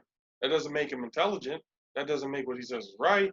It just, how do you, and it just, like we said earlier, the blatant racism that just came out of the woodwork. Just as soon as Donald Trump came out for presidency, boom, all these people came out of nowhere. Oh, but I sit here and I look at it and I go, how? At first, I wanted to believe it was ignorance. They were just misinformed. They didn't know what they were really, talking about. They didn't have the right information or whatever. But when you give them the truth, when you give them the facts, you give them the right information, they don't want it. They don't want to take in that information. So that, to me, is the most frustrating part. They know, it's almost like they know that they look stupid. They just don't care that they look stupid, doing it. These guys Michael Jackson said it best. My bad. Go ahead. My bad. I was going to say, these guys who come in and try to agitate the protesters. You got white supremacist dudes, coming up to black protesters talking about fuck you this, kill, we'll kill you, this, and that kind. It's out there. It's there. Now, is police doing anything about those guys? No, they haven't done a damn thing about those guys. If anything, those are the guys who should be getting arrested for trying to incite a riot, because that's what they're there to do. They're there to piss off the peaceful protesters enough to where they're going to beat the shit out of him, and then he's going to go to Fox News or whoever it is that's willing to listen. Oh, see, they're not peaceful. They just beat. There was an old guy who brought out the bow. I don't know if you guys saw it. He brought out a bow and arrow. He shot at somebody with a bow and arrow. They showed the news clipping of when he was interviewed, because he got his ass beat for it. The news clipping, they pulled me out of my car and they just beat me up. When in the real footage that actual bystanders, he's saying, fuck you, black lives don't matter, blah, blah, blah, blah, blah, doing everything that he can to incite people to kick his ass. And then he's pointing a bow and arrow at people and actually shoots at one of these people. So yeah, is he going to get his ass kicked? Absolutely. Bro, the moment you point any type of weapon at me, I'm in danger, and I'm gonna hurt you. Like, there's no ifs, it's ands, or fight or buts about flight it. at that point. It's just to me, it's very frustrating. It's very frustrating because, one, I know what I look like. I know I'm Mexican and Hawaiian. I don't look that way. I look like I'm white. When people first meet me, they think that look at Ken. Yeah, when he first met me, he thought I was white. Lavonte, I'm sure you thought the same thing. It must be snowing in California. That's what exactly. You know what I'm saying? Look at me. But people who don't know me could look at me and say, oh, he might be, he thinks it's. I walk out with this shirt, Longhorn shirt. People know that I'm from Texas. First thing that pops into their head is, oh, does he have that same mentality? For the people who don't know me. The people who do know me know where I stand on all this. Know that I don't have a tolerance for bullshit. Know that I do not agree with that ideology.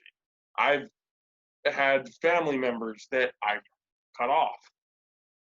Family member, bloodline, actual bloodline, that I cut off because of, the way that they were, the way that they acted. It wasn't even so much a difference of ideologies. It was how they went about those ideologies that I can't associate myself with that. And I think some people need to be able to do that as well. If you have a family member that, is racist, doesn't both sides, whether you're black, whether you're white, whether you're Asian, whether you're Mexican, whatever. Because let's be real, every one of us, every one of our races has some sort of general stereotype that they have for another race. Facts. I sit Mexican parents, mothers to be exact, grandmothers and stuff, would literally go as far to almost disowning daughters for dating a black man. Story of my life. Don't bring a black man here. You bring whatever you want. Don't bring a black man here. I've heard it before, and I'll look in just in shock. But it's an old mindset. They got news that fake news that black people were causing all these problems and stuff like that when they weren't. They get that ideology. How Asian people are, towards Mexican people, towards black people. How black people are towards white people. Towards certain group, and I've seen it everywhere. Everyone has that, or every race has that thought process of another race. It's all about stereotype. A prejudice and stuff like that. The Right. only difference, like, because, bro, you know me, like, I'm sarcastic. I'm very sarcastic, if you guys can't tell.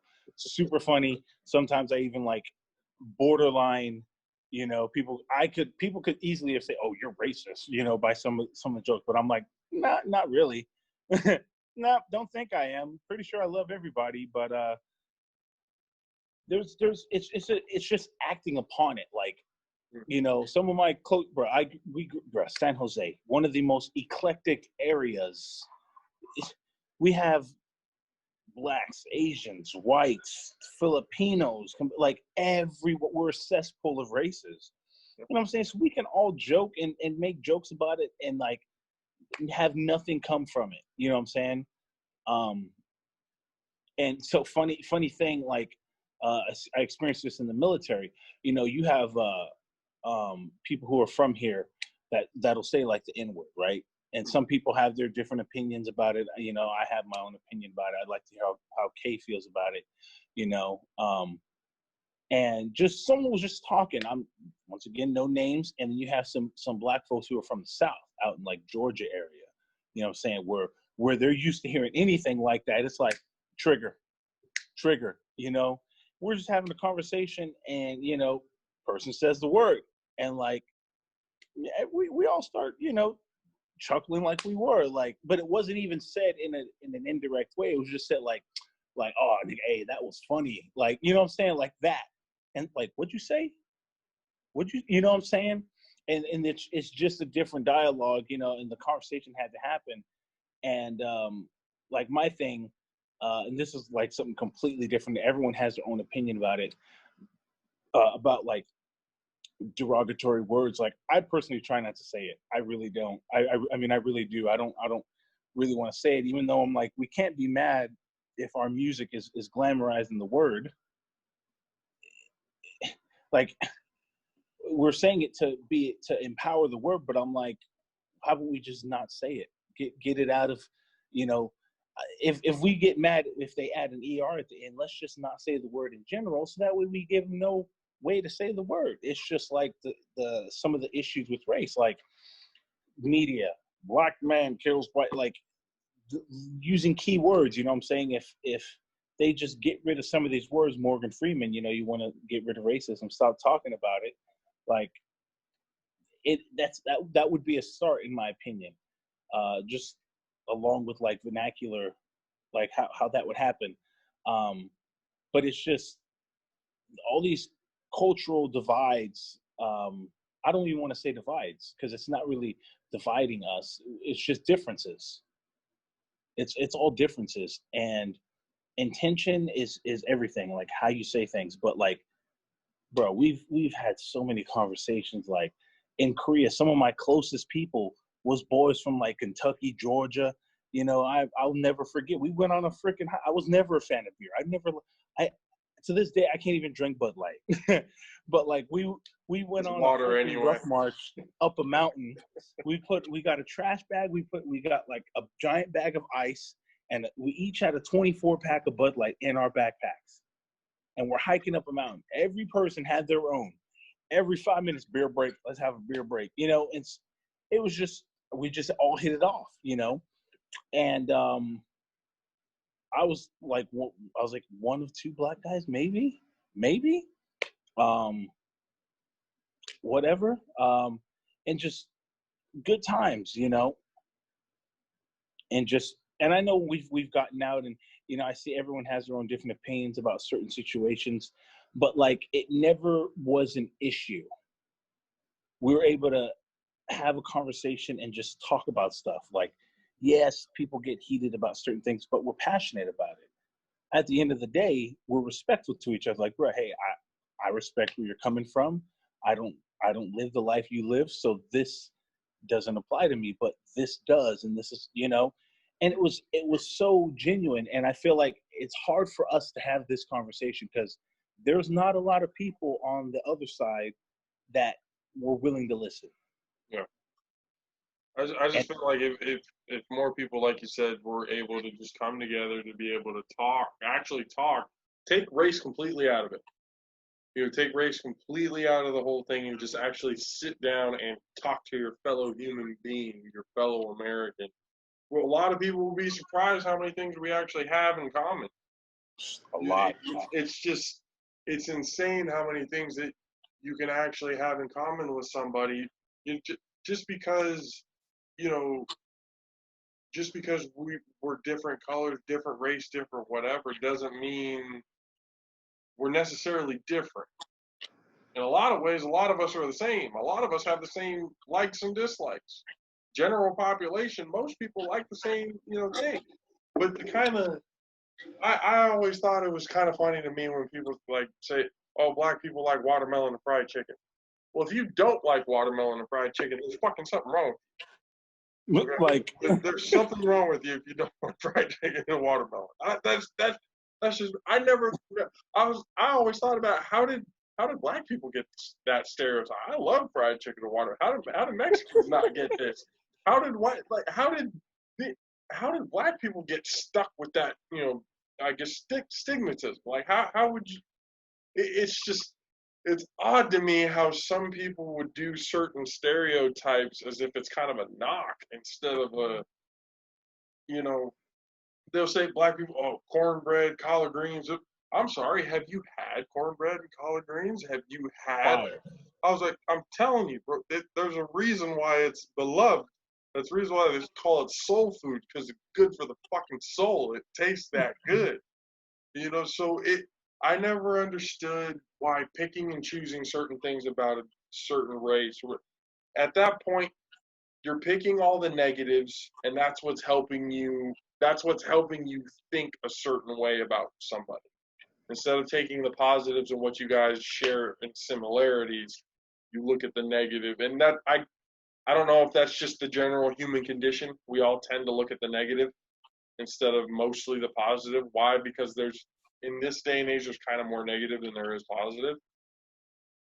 But I would argue that the more we kind of dwell on the positive, the more we can have that fight to get rid of this bullshit. It's all about perspective and mindset. The whole, not start looking at something half empty and see it as half full. I literally was a half empty person for like a long time. I don't know what triggered the change.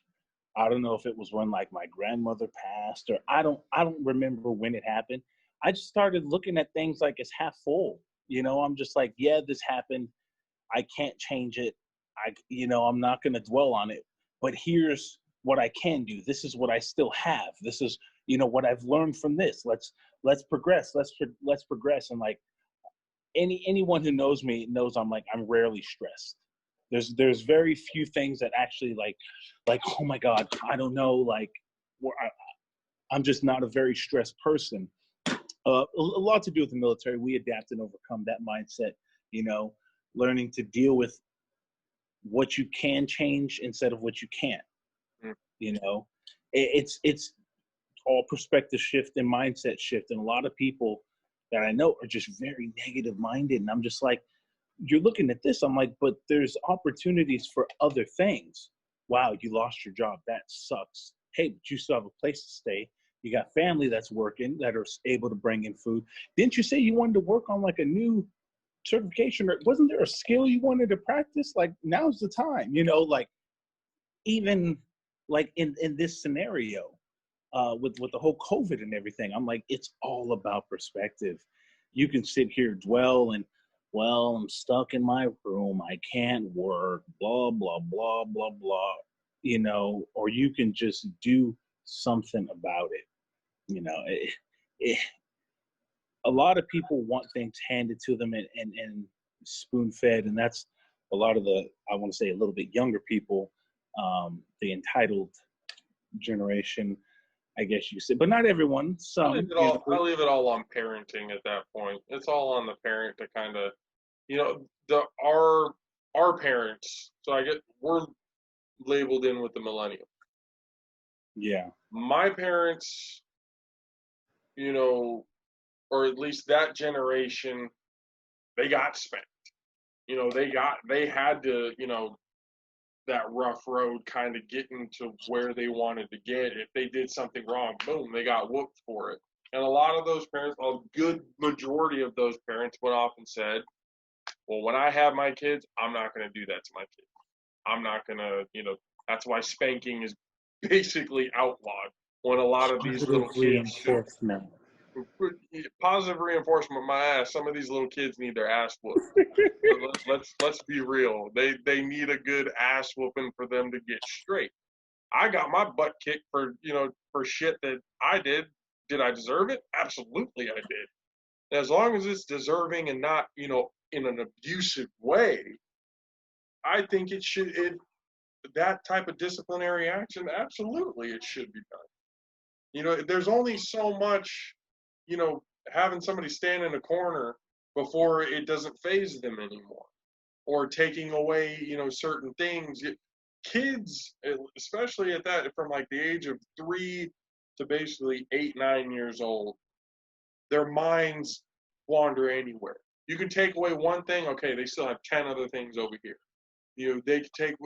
It's not something that necessarily phases them, but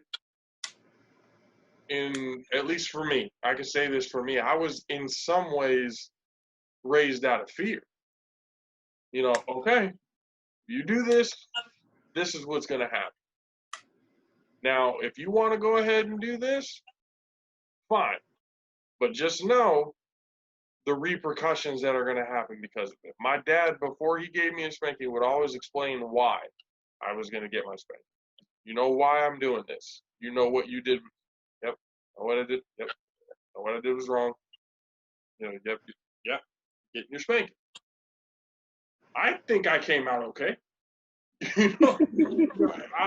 I'm not out there, acting a fool, doing anything,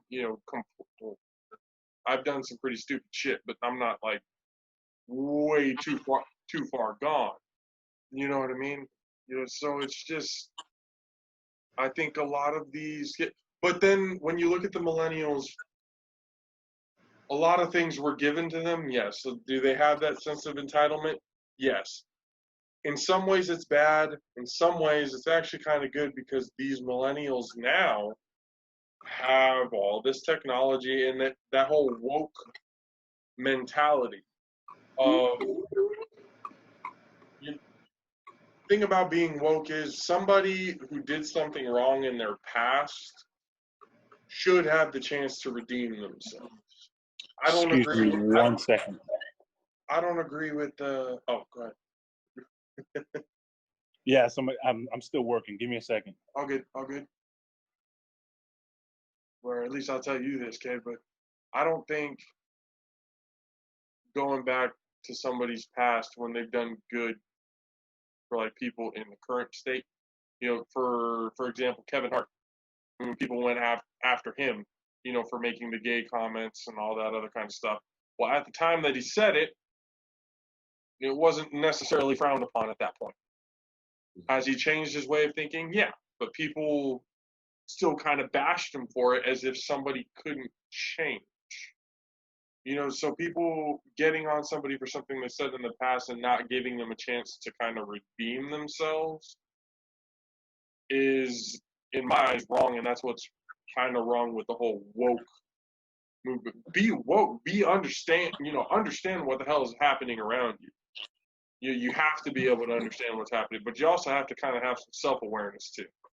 For the people who go back and look, it's 2020 and you're looking at somebody's tweet or text or something that happened back in 2012 and thinking that they can't, between 2012 to now, if they couldn't have changed for the better. Now, if they said that back then and they're still basically justifying what they said, still being a dick, sure, by all means, fucking bury the guy. Give him all the shit in the world. But if somebody said something, made a mistake,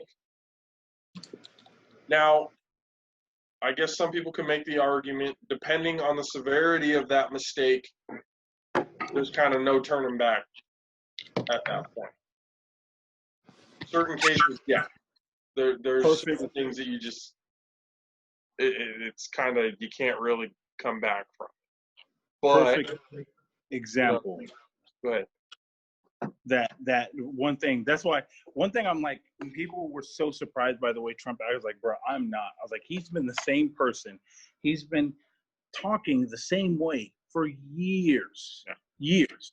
There's a documentary on Netflix called When They See Us. I don't know if you've seen it. It's about the Central Park Five, also known as the Exonerated Five now. Teenagers were arrested. They were basically coerced into making false statements. They did time that for a crime they didn't even do. Yep. And Trump is on there like, all about the death penalty. This is paraphrasing, I'm not saying it verbatim, but like these hoodlums are wilding and all this stuff, and they should all, they should be killed and all this, like all this stuff. This same person that's in office, the same mindset, when it came out that they were found innocent, they've been exonerated of their crimes, I think they only got an apology from the city of New York, I believe. But like still didn't say anything. He didn't say nothing. I think, and don't quote me on this, but I have to double check. I want somebody fact check this, but I'm pretty sure he was asked, like, since they were found innocent, does his perspective change? Nope. Like from what I seen, it was nope. And I'm just like, so you're telling me these kids were coerced? The whole thing about it was illegal. You can't question minors without the presence of an adult, and they questioned the minors. Got them on video saying this stuff. Crazy. Like, bro, it's a mini series on Netflix. True stuff. Okay. I'll have to check that one out. I've been looking at. I saw 13th. I saw basically all of Killer Mike's trigger warning. I've seen all of that. I've seen the LA 92 during the LA riots at that time with Rodney King. And I looked at that documentary specifically, the LA riots in 92. And this is, again, where I go back to the beginning going, I'm looking at the present as if I'm looking at a history book almost verbatim. A black man was, in this case, a black man was killed. Back, at that point, Rodney King got the shit kicked out of him by 4 cops. 4 or 5, basically all the cops that were there had a part in it. And them getting exonerated from that, even though they have audio of these cops making fun of the situation, making racial slurs and all that other kind of stuff, they had all this evidence, they were still let go. Everybody in LA, you can go watch the documentary, the whole city was on fire. The whole city basically burnt the hell down because of it. Now, you look at today, George Floyd's killed. Did the riots exceed the extent of LA back in 92? No. But it was, in more ways, understood why the rioting was happening now, compared to back then. Because again, back then, technology wasn't where it's at now. I don't even think 92, I don't even think the fucking internet was really hit off at that point yet. So you had to rely on what the news was telling you. Yeah. So now, if we were back in the day, the riots that happened in Minneapolis and some of the riots that were happening around the country, that would have been the only thing that was shown. That would have been the only thing that was shown. Even though there was peaceful protests, the riots would have been. Even now, they're trying to show that the riots are kind of the only thing that was happening, even though it was completely false. The rioting was a small, like 1%, if that, of the full protest of things that were actually going on. It's just the similarities from shit that happened in the past to things that are going on now. The side-by-side pictures and videos and, flashbacks and then showing it to now. It's like it's almost like we've learned nothing.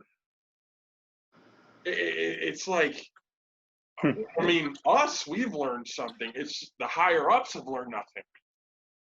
You know, the judicial systems learned nothing. The governments have learned nothing. You know, it's,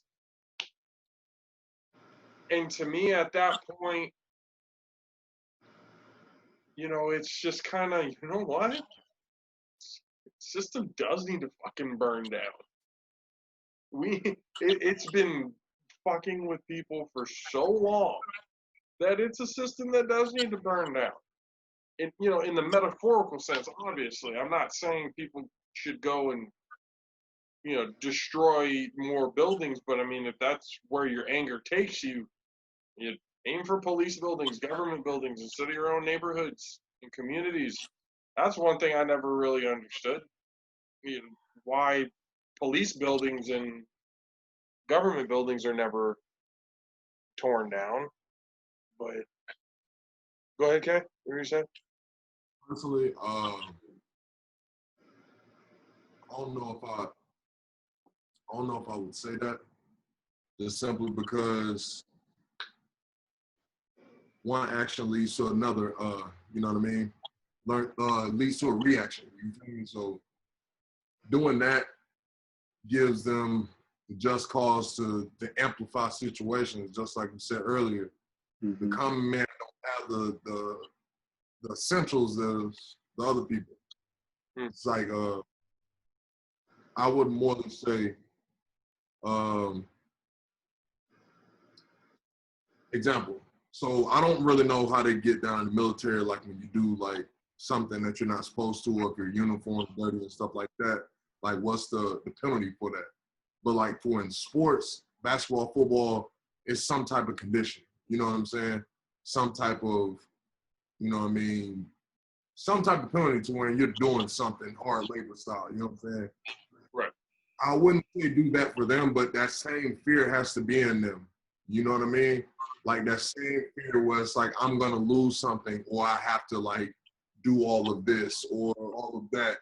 That's more what has to be amplified. You know what I mean? Like it has to be some type of fear to where that makes the person change. Like, was it might have been Dave Chappelle or it could have been D.L. Hughley, but I watched both of those one behind the other. I watched 826, then I watched Endangerment, like the thing he did with Comedy Central. D.L. Hughley, he did with Comedy Central. He basically was trying to make the black man, he was trying to put the black man on the endangered species list. So he was like going through the whole steps and process and stuff like that. It might have been him, but basically saying like they need that same fear that we have. You know what I mean? Like in certain aspects. You know what I mean? Like rob a bank. You know one thing for certain, you're not gonna walk away from that. You're gonna run away, drive away, or something like that because you know it's jail time. Like you know it's a big penalty behind your actions. So it has to be something like that because they don't have that fear. They feel like they can get off. Just like the epitome of that was that cop, how he looked when he was on George. You know what I'm saying? Or like different aspects in different situations. You know what I'm saying? Like George Zimmerman, signing skills. Which Dave Chappelle said that. It's different things, bro. It's like it's so. I'm trying not to go deep south right now, so I'm trying to stay politically correct as much as I can. But it's really messed up, man. Like I'll make this short. It's really messed up because I feel like my accent trying to jump out. And yeah, I hear the Florida slowly creeping out. Yeah, I'm masking as much as I can. Honestly, one of my pet peeves is repeating myself because I project my voice and I mask my accent, so I hate repeating myself. Like that was always my thing. That's why I was always in college. That's why I was so loud. I hated repeating myself. You know what I mean? It had nothing to do about the skin of attention. It's like, bro, you hurt. You know what I mean? Like you definitely hurt. Oh, that's where I come from. Like honestly, I'm very antisocial. Like, I would rather stay in the house. I would rather be away from people just based on the upbringing and stuff like that, different situations that I've been in. Well, one of them was the situation I just told you guys on the last episode. I mean, it's been a few different things that I don't been in, and it's like, I really don't like people, like, as a whole. It's not like, oh, specific race and stuff like that. I just don't like everybody because of the mindset, like to what y'all was saying a minute ago. The mindset, bro, it's like people's mindset is like completely shot. You know what I mean? And I wouldn't necessarily say it's only millennials. It's everybody. Like, everybody has an entitlement. You know what I mean? In some way. To when it's like, oh, it's this way. It's this, like, no, bro, it don't have to be that way. It's everything's pretty much flexible. Everything's pretty much workable. Like, you can come to a common ground and work on to, you know what I mean? But whatever. It's just I feel like sometimes, when, and again, you go back to people's traumas, certain things that happen to them makes them think a different way. It hardens after a long period of time, and it is difficult to get out of that. It really is. I tell my wife every day, I honestly don't know what I would do without her because I was not in a good place before I met her. I was not in a good place mentally before I met her. So it's hard to get out of a certain mindset when you're going through, certain, traumas throughout your life. And it's even harder to be able to accept something that is outside of your mindset, because you've been so conditioned, throughout your life a certain way that it's hard to see life a certain way, a different way. You know what I mean? It takes a lot to kind of get somebody out of that, the figurative hole, that's been dug up for you to kind of get yourself out of. It's hard, it's frustrating, but in the end, when we look back at all this, we talked a little bit about it, and I said this a little bit last week. When we look back on all this 50, 60 years from now, are we going to be on the right side of history? Are we going to be able to look at our kid, and people as a whole got to be able to look at themselves in the mirror and think this. When you look at yourself in the mirror, can you be able to say, I'm a good person, I'm doing what I can, I'm going to make sure that my family is well off, and I'm going to make sure that I educate my kids and my family, whatever, to the best of my ability. You got to be able to, and that takes, listening to other people with different points of view. I want to be able to talk with people who are, more right-wing stance. Like, I want to be able to talk to them. I really do. I've even put it out there. Hey, if you're somebody who's voting for Trump, or somebody thinks that, that keeps uttering the damn phrase, all lives matter, I really want to talk to them. But when I reach out, nothing in return.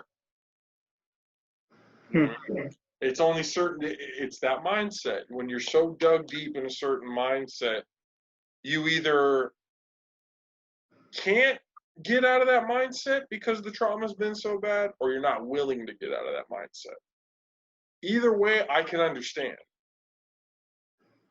Either way, I can understand. If you've been basically beaten down to the point where this is the way you think, I can't argue with you on that because that's not something that I went through. I can't relate to that.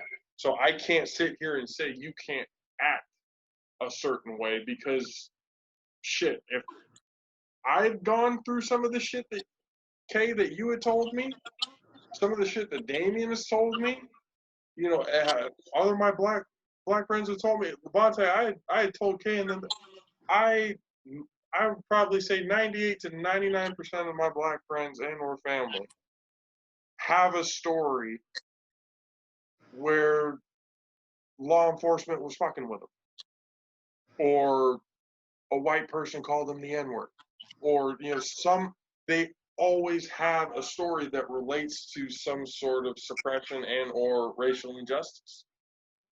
And it's just, to me, it's frustrating. Not, do I want to go through those situations? No, but do I feel like it would give me a better understanding? Obviously, yes, it would. Mm-hmm. But it's like I said, I can't sit here and tell somebody how to act when I've never been in their shoes. And that's saying, you'll know me once you walk a mile in my shoes. Yeah, I bet you if Kay had the same upbringing that I did, might be like me. If I had the same upbringing that Kay did, I'd be like him. So Lavonte, same thing. Or the reason why you wouldn't be like me, because I veered off of my mom's training. That's why. I personally veered off of my mom's training. So you probably still be you. I mean, to be honest. But what I'm saying is, the path to get to that point, how you think of certain things are a product of things that have happened to you. Have you come out? Have you come out on the better side? Absolutely. You're a better person because of it. You learn from it. You learn basically how to deal with certain things. That's fine. Not a lot of people can do that though. You know what I mean? Some people can't get themselves out of that hole. So it's just, and Lavonte, again, I honestly, dude, I really can't thank you enough for joining us to give us, another perspective. I have been wanting to talk to somebody on the military side of things, for a long time, because there is that diversity pool of, people who have those different mindsets, who have to come in and basically have to work together. It's not a matter of, if we can do this, and no, it's a matter of life and death. You have to work together.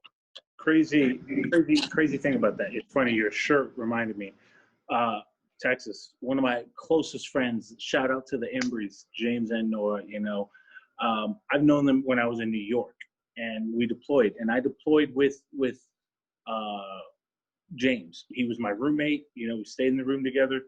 He's from Gainesville. That's how you say. I'm from Gainesville, Texas, a little bit north of Dallas, about an hour north. Mm-hmm. I went there last year, actually, when I visited them. But I remember joking, and I was like, bro, I'm afraid to go to Texas. Like, this is literally how I thought. I was like, bro, I'm afraid to go to Texas. I was like, they gonna just see my big black ass, and they gonna any excuse. Like, I'm like, bro, now when I was like, if I ever get pulled over, I'm like, look, I'm keeping my wallet's gonna stay there. I'm gonna put my license in my hand. Like, I'm gonna do it as I'm driving.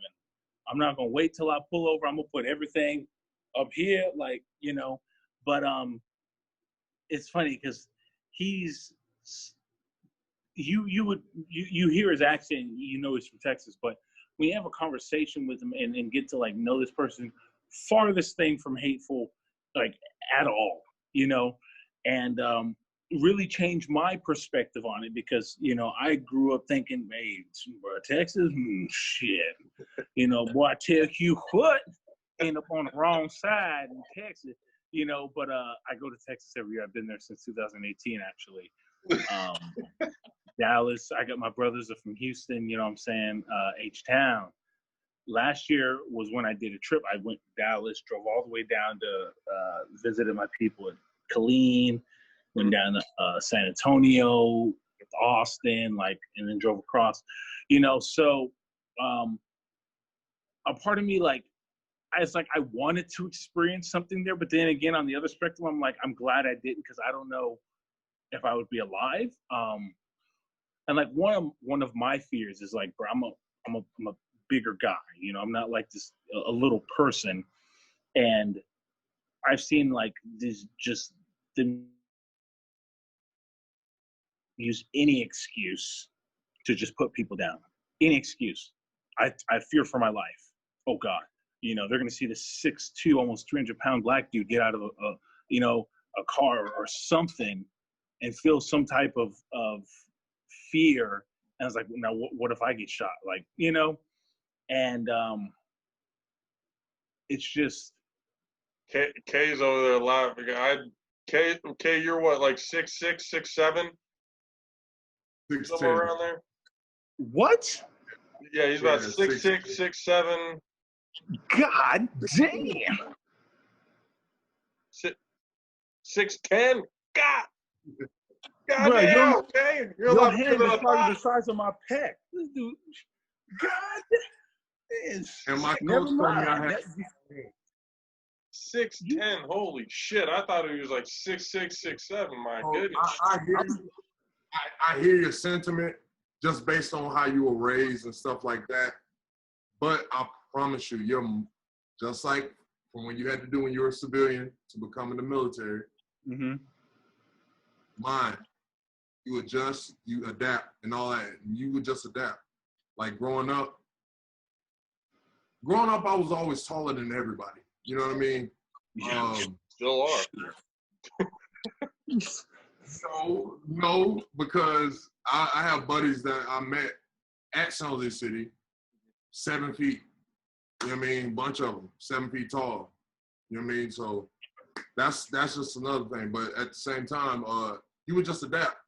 You would know how to move, when to move. And my thing was, I like walking everywhere because growing up in Florida, we heard from most of the popular artists, like Trick Daddy, if it's not yours, don't drive it. You get what I'm saying? Unless it's like your parents' car, if it's not yours, don't drive it. You know what I mean?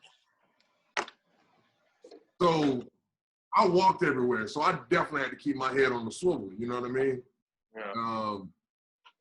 Honestly, bro, you would just got a lot more shit, but at the same time, you would be in numbers.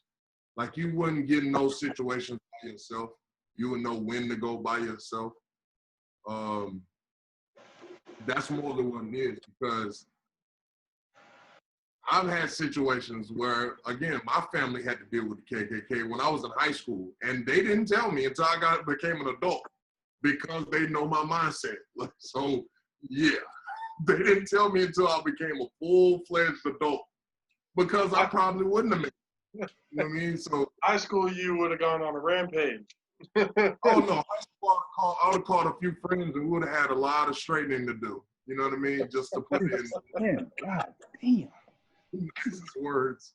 But yeah, man, I just adapted to I'm just as surprised as you, Lavonte. I didn't know he was 6'10". Yeah.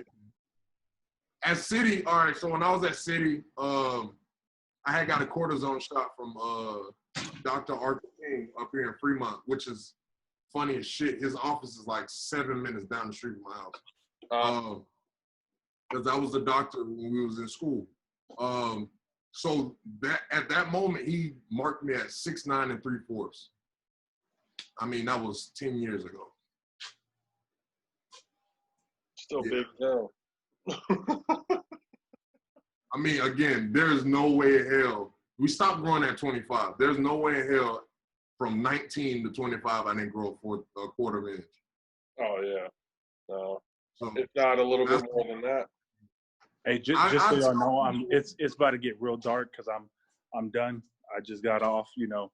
So if we're gonna continue this, I'll be in my car, but all you're gonna see is we've already hit a pretty much point here, so we're basically gonna be signing off. But again, Lavonte, I honestly, brother, I really appreciate you coming on. It has been too damn long. We need to get back together and hang out or something sometime, whenever that may be. But again, thank you for being here. Thank you for giving your insight. And we'll hope to have you on again soon, man. Seriously. I appreciate the opportunity. Anything I can do to, you know, help shed light on this, you know, pandemic. Not the COVID-19, but the racial tension pandemic. Yeah, the Hue 400. We have to put it in NASCAR terms. Hue 400. I like that. So, ladies and gentlemen, we have reached the end of the show. This was episode 19 of the All Pro Joffos. Not a whole lot of sports talk today, but you know what? Hey, that's fine. We got more of a conversation than So thank you guys for joining us, Lavonte. Thank you again for joining us for the All Pro Joffos. Go check us out. Facebook, Twitter, YouTube, all that stuff. We're a little behind on the YouTube videos, just a little bit behind, but One. just one video behind. One video behind. But we're going to be able to. We'll be able to get everything back in order. Thank you guys for joining us. If you guys joined us on Facebook, where we went live just now, thank you guys for joining us. Thank you guys for being part of the conversation. Go check this out on YouTube once it's all done, pretty, and over with. I'm going to get the audio version up, SoundCloud, Spotify, Apple Music, Google, wherever it is that you can basically find podcasts. Go over there and check it out. Once again, for myself, JP, for Country K, once again, Lavonte Hester. Thank you guys for joining us. All Pro Joffos episode 19. We'll see you guys next week. Later. Deuces.